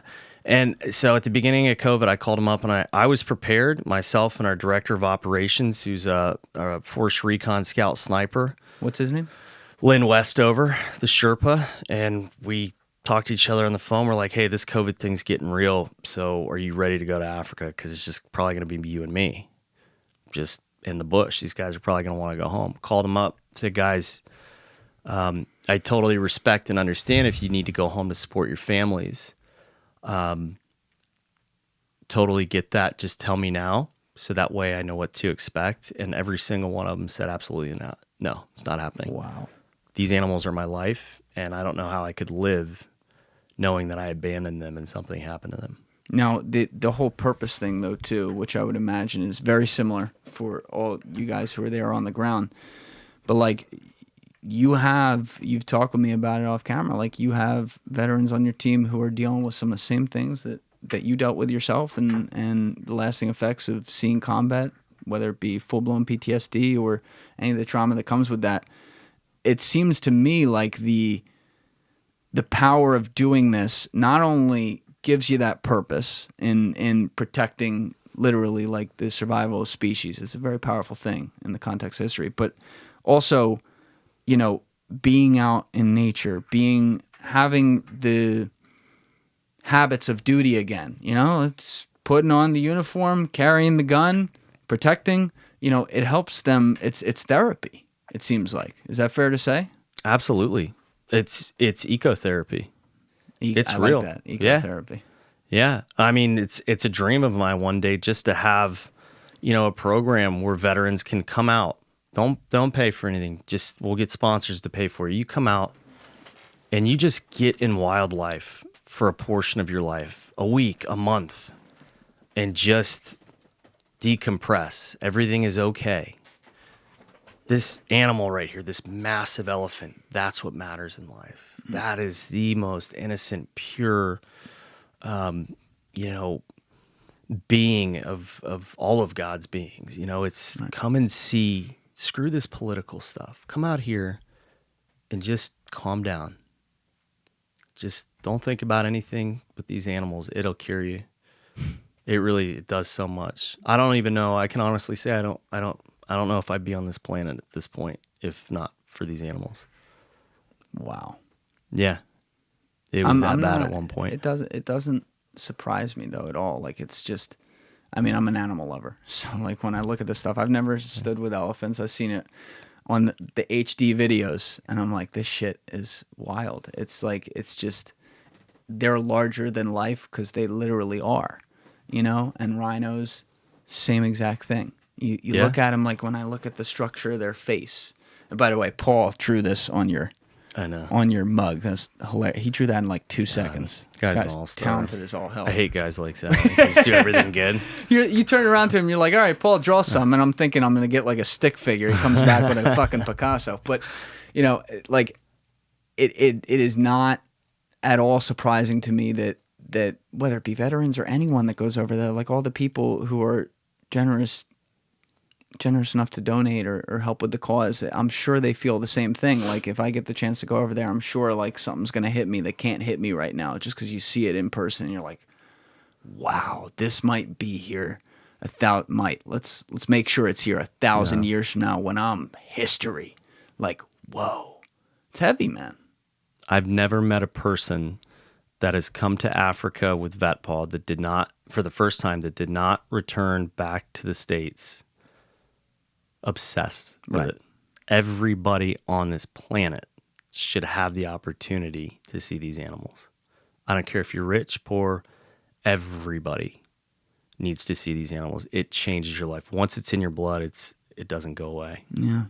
Now, along the way, when you guys have been on your patrols and doing all the things you do, you know, as you've mentioned a bunch of times today, including worse than I had imagined with the poachers, these are very, very dangerous people.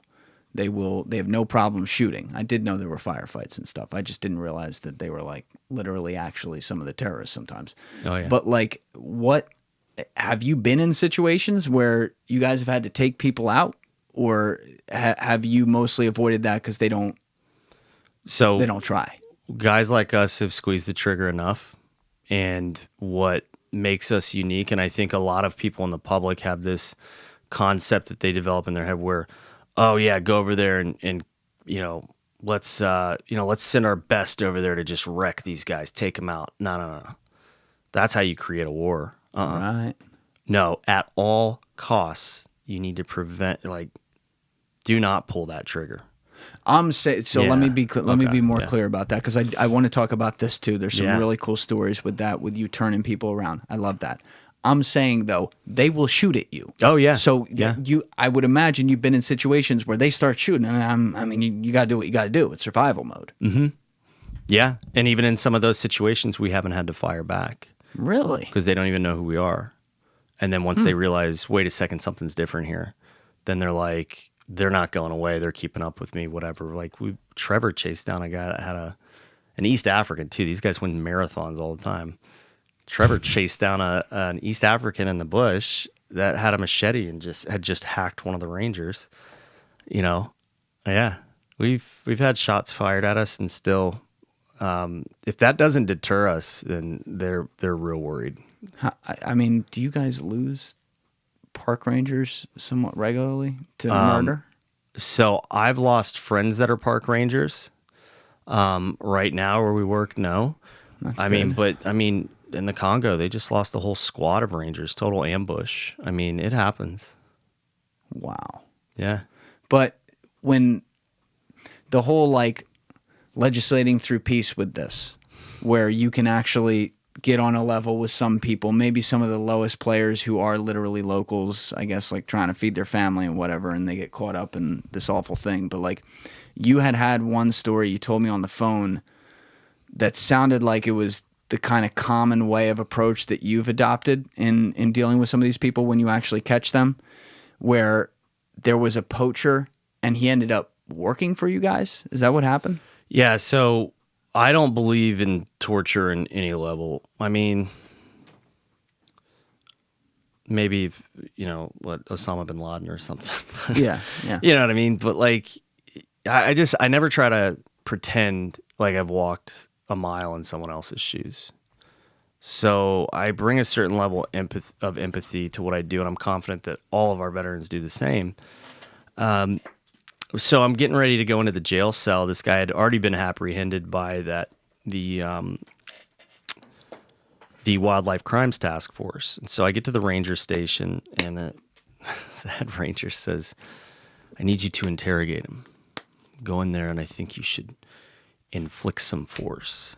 And I'm like, "Wait, say that again. What are you asking me to do?" He's like, Here's the power tools. Yeah. He goes, "Torture him."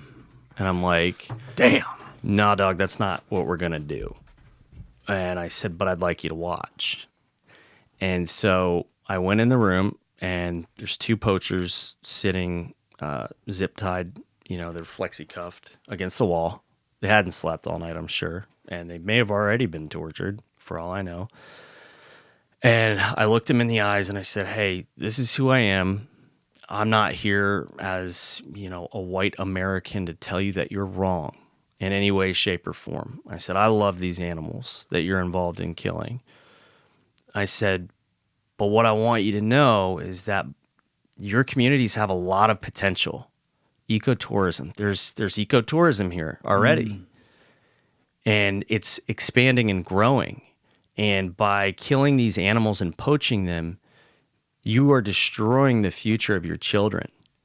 And you're dishonoring your communities and your tribe.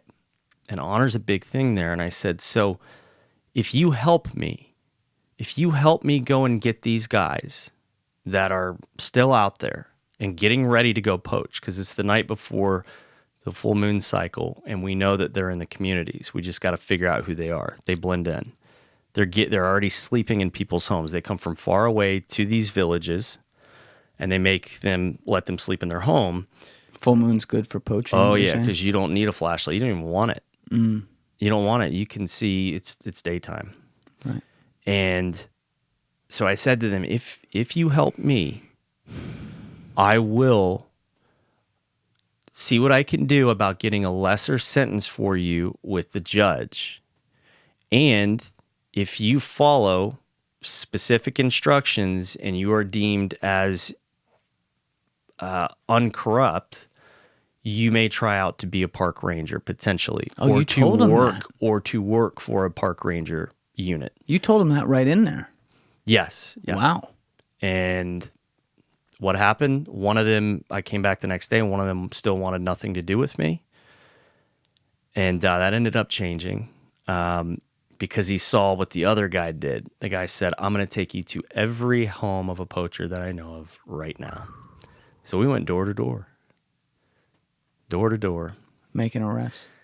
We arrested totally dismantled in 36 hours, the poaching network responsible for up to 18,000 unaccounted elephants in 1 year. In 1 year. Yep.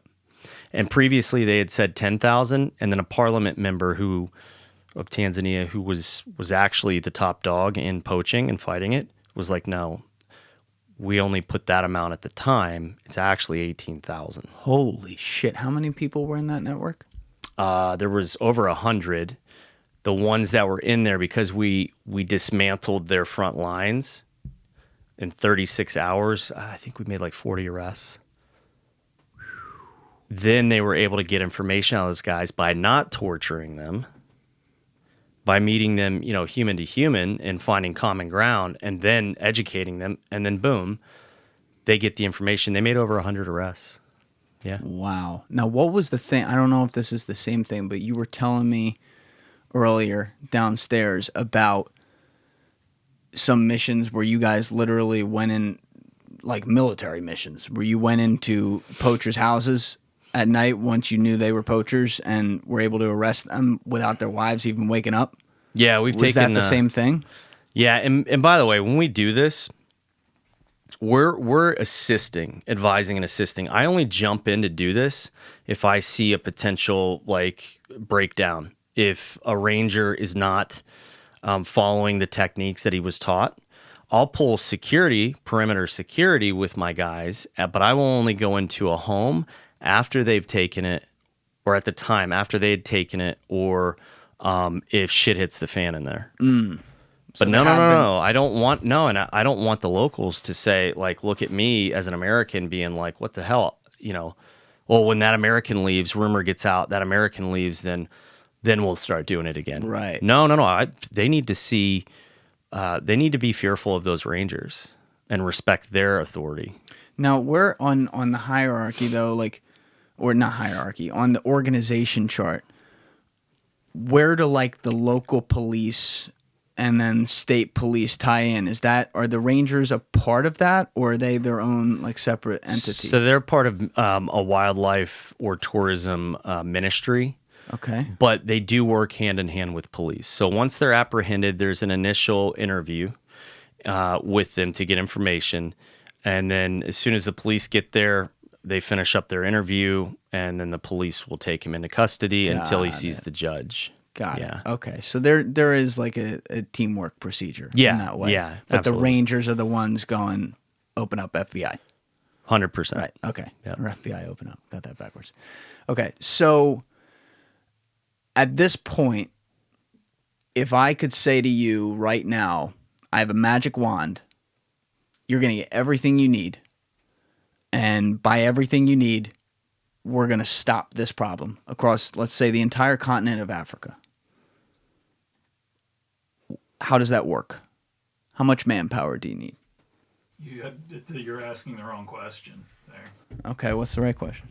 Well, the answer is the education of the populace that's purchasing all of this. You have to stop the marketplace, because as long as a market exists, you're going to be able to convince poor people to take part in all of this kind of stuff. It's exploitation all the way down. So what we're doing, we're not solving anything. We're protecting as best as we can. But solving the problem, you have to go so much deeper into another culture and convince them that this is the wrong way. And it takes generations to change a culture. And I'm certainly not going to be able to go to China or, and change a culture as an American citizen. That's not going to happen. Yeah, that'll make them buy it. That'll make it more expensive and more of a demand. I don't know. Sadly, I don't know how possible that is, because there are so many different cultures involved. So what I'm saying, and that is a good clarification, but maybe I could put this another way. If we assumed that not just VETPAW, like all organizations who are good, who are doing this kind of thing or are involved in the process, however that works, if we could assume that those criminals are going to exist and that marketplace is going to exist, seeing as you guys in the real estate that you've been covering have had 0 deaths, right? How do we get to a point where all the relevant countries that have these creatures also have people like you protecting, such that maybe the death toll isn't 0, but the death toll's 5 a year? You know, it's very limited to the point that we have hundreds of thousands, millions of rhinos and elephants maybe 50 years from now. Sure. VETPAW needs the ability to deploy up to 20 veterans at a time, and some of those veterans will be designated towards training teams, train, advise, and assist throughout Africa in very remote locations where there are no support of rangers. They're just on their own. We need vehicles badly. We need trucks right now. Like it's a no shit serious thing. We need a vehicle upgrade bad. I need 6 new trucks. I need command centers in them with IR long range camera systems. I need flights for these. I have veterans knocking down the door, more than qualified to do this job and totally vetted, that need flights to Africa. It'll cost us.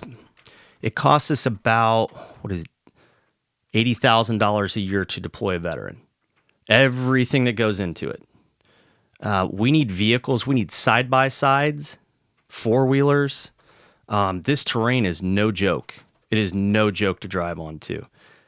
But I value our organization, especially the case study of our organization and our ability to operate similarly to the Marine Corps in that we do the most with the least. Okay. So I'm looking, I have up behind you right here. I wanted to make sure we had this as context too. So the first map we're looking at, and I'll put this in the corner, is the status of African elephants. And I believe what this one shows is the different hotspots of where elephants are living in Africa, right? It looks about right to you? What? No, because South Africa has a ton of elephants. Yeah, Okay. we honestly, South Africa probably has too many elephants. Right Okay, now. so let's see. Hold on. Maps of elephants, Africa, where they live. It was there. It was there. Oh, it was? I mean, it's all over. Which one? No, it's not, but it's right there in that. And that's where a lot of them actually are in South Africa. Now, Okay. we've been asked to put a team in Kenya again, and look at East Africa. Yeah, right there. Yep. Okay, so that's elephants. Over here, we have 2 maps. We have the white rhino, and does that look about right? That most of them are now, I was going to say, they're up here and there too, right? So I think Kenya has a very small population, but they are focusing now on distributing rhinos in Kenya. Tanzania, the only place that they have rhinos that I know about, and I've ever seen them in Tanzania, I should say, is the Ngorongoro crater, which is a World Heritage Site, very small park, very highly secured. They have the most rangers per acre or per hectare than any other place in Africa. So that's good. Yeah, it's good. All right. It's good. But the only reason why they have that many rangers is because they have that World Heritage title. So they automatically get international funding for it. Got it. Okay. This map right here now is the black rhino. And then I imagine the white rhino map is somewhat similar with where they're distributed. This is a historical map of where they were distributed. So now they're pretty much all Pushed to the south. Yeah, they're Right going to be there. in the very southern hemisphere of Africa. So South Africa, Namibia, Mozambique, Zimbabwe. Mozambique is pretty much, totally devastated. Is there a problem, though? I'm just thinking about this out loud. Is there a problem ecologically, I don't know if that's a word, long term, where countries that have, where the environment has consisted of having rhinos and elephants in the past, now through redistribution, through the poaching and moving some rhinos around and stuff, if they don't have them, everything will change about the environment because they're a part of the food chain. They're a part of the structure. some biologists may disagree with this, but they don't actually have a natural-born predator. You know, an elephant can absolutely wreck anything that it wants. That's the true king of the jungle, at least in Africa. But yeah, here's the thing. An ecosystem doesn't just operate with the animals. It's the flora and the fauna. So the plants matter too. They're critical. Right. So like land restoration is big for us because our host reserve is taking old pineapple fields, restoring the land. But before they can put more, you know, animals on the land, that land has to be able to hold that amount of animals. So there's so much more that goes into this. But if black rhinos go extinct, the food that they eat, the shrubbery, the thorny bushes, will overtake, you know, the ecosystem.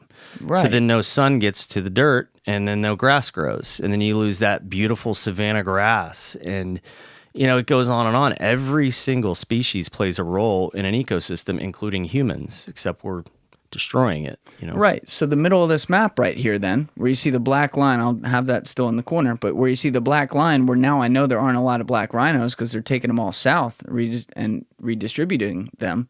Like, isn't the shrubbery and therefore the ecosystem having big problems there already? That's the Congo right there. Yeah. Yeah, I don't see the names of countries, but I'll The Congo I'll and trust you on Chad that. in there. Yeah. It's just the Congo's mostly rainforest, so I think that it's never been a historical habitat for like white rhino, like you said, are grazers, so they prefer open fields, savanna type places to live. But the Congo's rainforest, so I don't think that you're gonna find big herbivores there. Okay, so the bottom line, just easy takeaway, we're not as concerned about that in that type of area. That's why some of the redistribution is actually good. And now you're going to have, because again, the population of black rhinos got all the way down to like 5,000 or 6,000. Yeah. So there's not even that many. But it's okay to build them out in like South Africa where there's more of a plain setup. Yeah. Okay. All right, that makes And sense. listen, if they go extinct, it's not the number 0. There is a certain number, let's say, and I'm totally making this up because I don't have it on hand, but if the species gets down to, let's say, 2,000, that is enough to consider them potentially extinct because of their gestation periods and birth rates. So if they're being killed faster than they can give birth, that is a huge, huge problem. That is an international emergency. Shit. Because the other thing, listening to you talk, I almost smile because it's like so much less. But we see the landmass, even in just South Africa, that you're covering. And like you talk about it, like, man, it'd be great if we could get this. And you're asking me for 6 trucks and 20 people. Mm-hmm. Well, I mean, you have to start somewhere. I know, and I appreciate that a lot. But I'm saying, like, this doesn't seem that hard to get you that. Like we should be able to get you a lot more. You know, if people could get behind this and see what you guys are doing, why not have 20-man teams with 6 vehicles spread out all over the place? Why not have it in every one of the countries I'm looking at where there is a presence of these creatures who are being attacked? The problem is that none of this is one size fits all. So, you know, the problems that you're having in South Africa are uniquely distinct from the problems that you're having in Zimbabwe, which are uniquely distinct from the problems that you're having in the Congo. So every problem that we're looking at has to be evaluated, and you have to understand your environment before you can hope to impact it. So, you know, if it was as easy as shipping, you know, a container full of guys with guns, then yeah, we'd be made in the shade. But realistically, this is, you know, we're struggling through years of hard fought on the job experience, and we're understanding, you know, we're bringing our skills that we have as American soldiers and Marines to a problem that is uniquely different, but at the same time, there are a lot of similarities. It's just understanding how we fit into this problem and what the potential solutions are. But it's so complicated every time that you really have to go and evaluate before you can make a dedication and say, we're committing to this right now because we understand the problem and have the means and opportunity to help make a difference here. But right.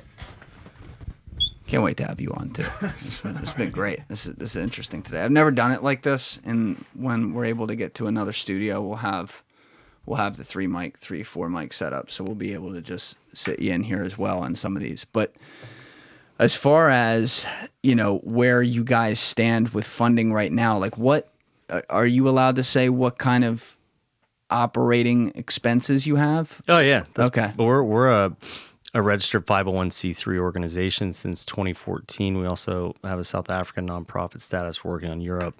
For us, we're at $1 million budget a year. And we didn't even meet that. I think last year we were at 700 something. That's thousand. it. Yeah. But guess what? Not a lot. Guess what? We're still on the ground. Yeah. Yeah. We've been running with the same Toyota Fortuners, which are like 4Runners that we Americanize with good tires, suspension, communication system. We've been running on those since 2016. Those vehicles had a lifespan in reality when we got them, maybe 3 years. Wow. But we did what we could do. They're literally duct taped together. Yeah. Oh, it's crazy. Yeah, the panels, they're not the Land Cruiser. We need Land Cruisers. Those suckers are expensive. That's what I'm saying. Like, you guys have had all these crazy great results with so little. Yeah. I mean, this is not like, you know, this is something that a few very wealthy people could snap their fingers. I'm talking like the wealthiest of the wealthiest, could snap their fingers and like, we could really get moving here. Yeah. Yeah. Wow. You know, a lot of the money, and there are a lot of great organizations. Anybody that's dedicated to saving wildlife, I have utmost respect for. But there are a lot of organizations that are failing and refuse to change, and they're the ones that are showing the poaching incidents, which means they're getting the money. You know, there are other, you know, it's tugging at the emotions. And, you know, if we're not showing dead rhinos, or we don't have, you know, a whole reserve of baby animals for people to come and, you know, to doing that volunteerism stuff, then, you know, that's a huge fundraising pivot. But there's a reason why those babies are there, and there's a reason why those animals are dead and ours aren't. Right. Never. Security is a thankless job. Yeah. It really is. When nothing's going wrong, you're paying way too much for it, and when something does go wrong, it's like you guys have been fucking up this entire time. Yeah. Right. Yeah. Wow. It's so that's, you know, that's a fundraising battle that we face. And that's why, you know, spreading awareness about our successes and, you know, the collaborations that we have, and using them as an example, and honestly, you know, kind of a pioneer in conservation is important. You guys also have, as far as like legitimacy of backing, your board is incredible. Yeah. The people you have on it. So can we talk about some of the people who are on that and all they do for it, and shine a light on that? Because when we're going through people stepping up who have power and have made something of themselves in life, your board is a phenomenal place to start, because they put their money where their mouth is. And it seems like they're also like, you guys seem to operate very much as a family in that way. And the board seems to be a big part of that, which is really, really cool. I had never met Jason Flom. When he heard about us when we were in Tanzania, I all of a sudden get an email alert. There's a $10,000 donation. And I'm like, whoa, holy hell. I thought, like, at the time I was like $500. Man, that's awesome. 10,000. I've never even met this guy. So I had to come back to the States. I had this terrible spider bite on my foot.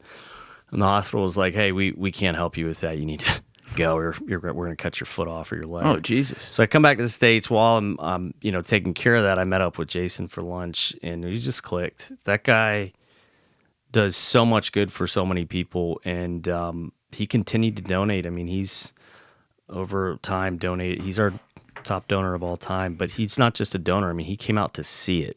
Right.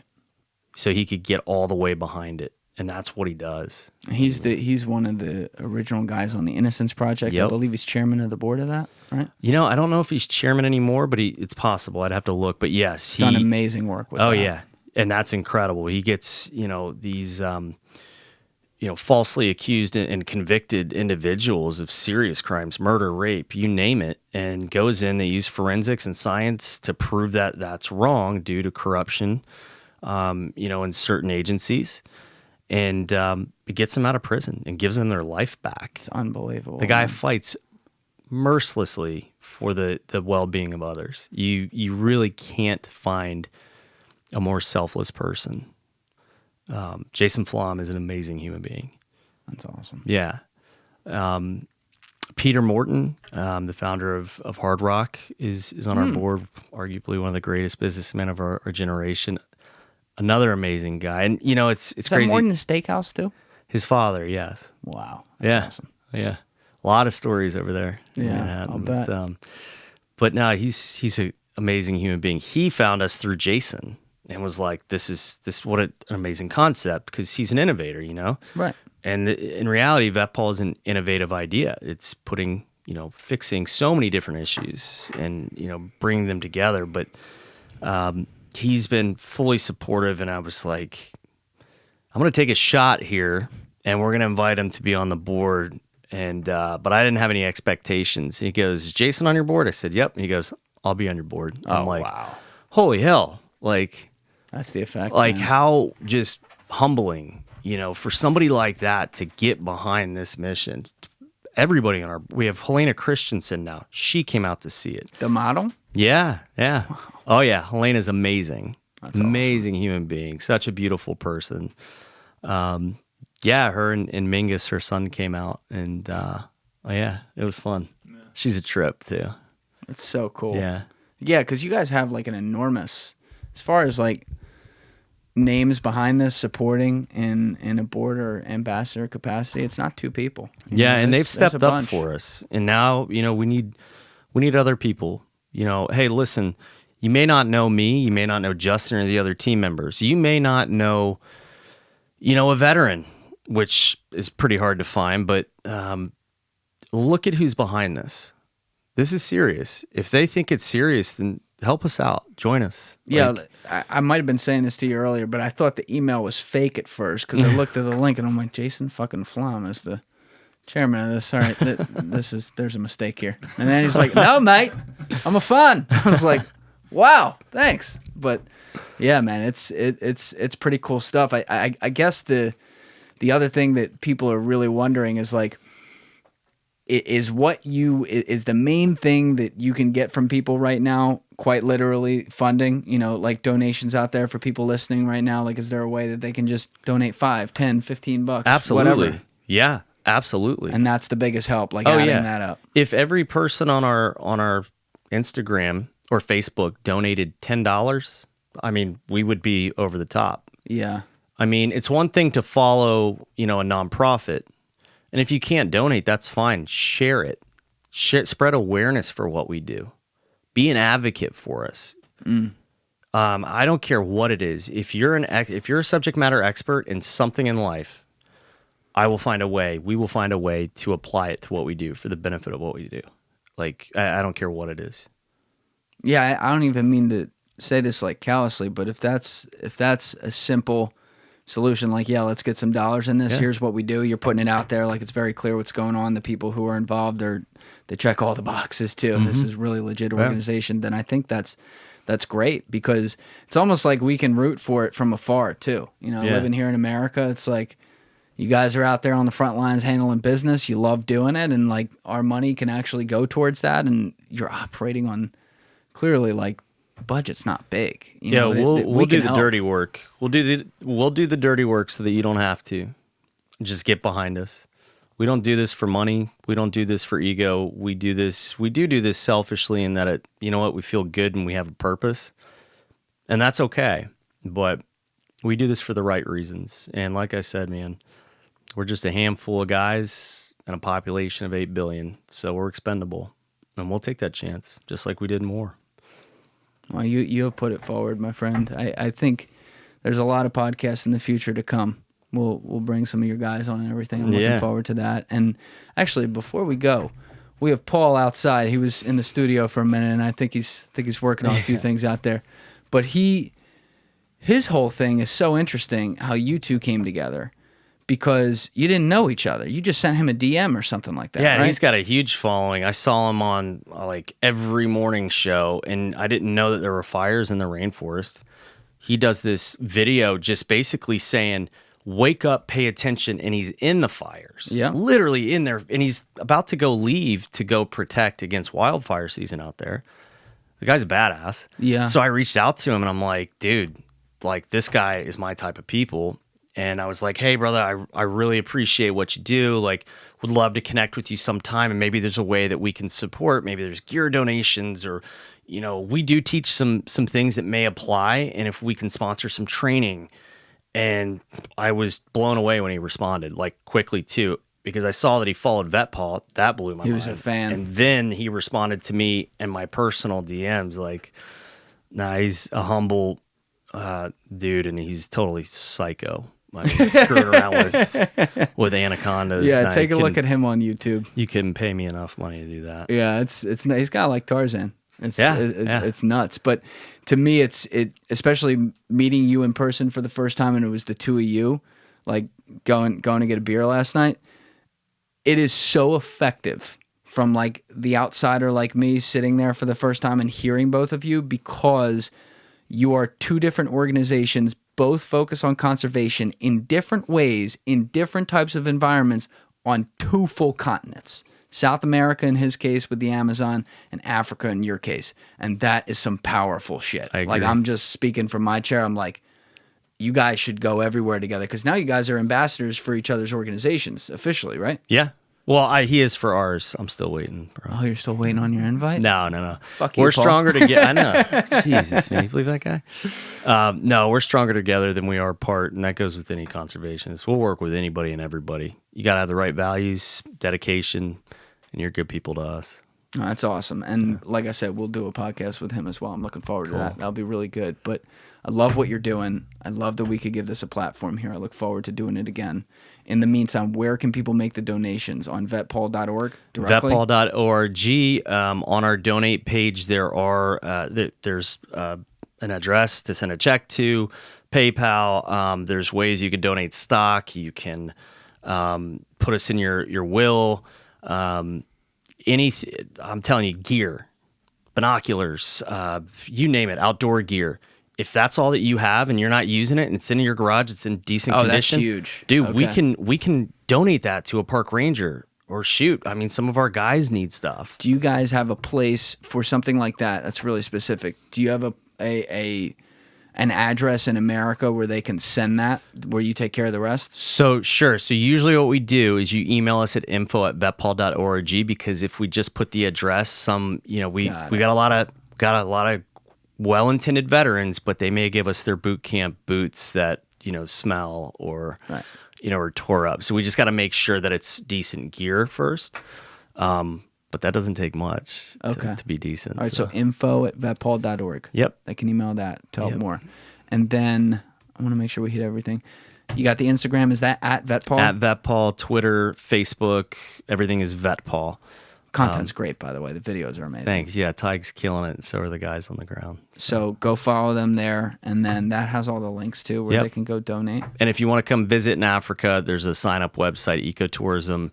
Pay a very good price to come out to Africa, and all that money goes back into our operations. Oh, wow. So you guys sponsor like some tours too. Oh, yeah. You're coming out.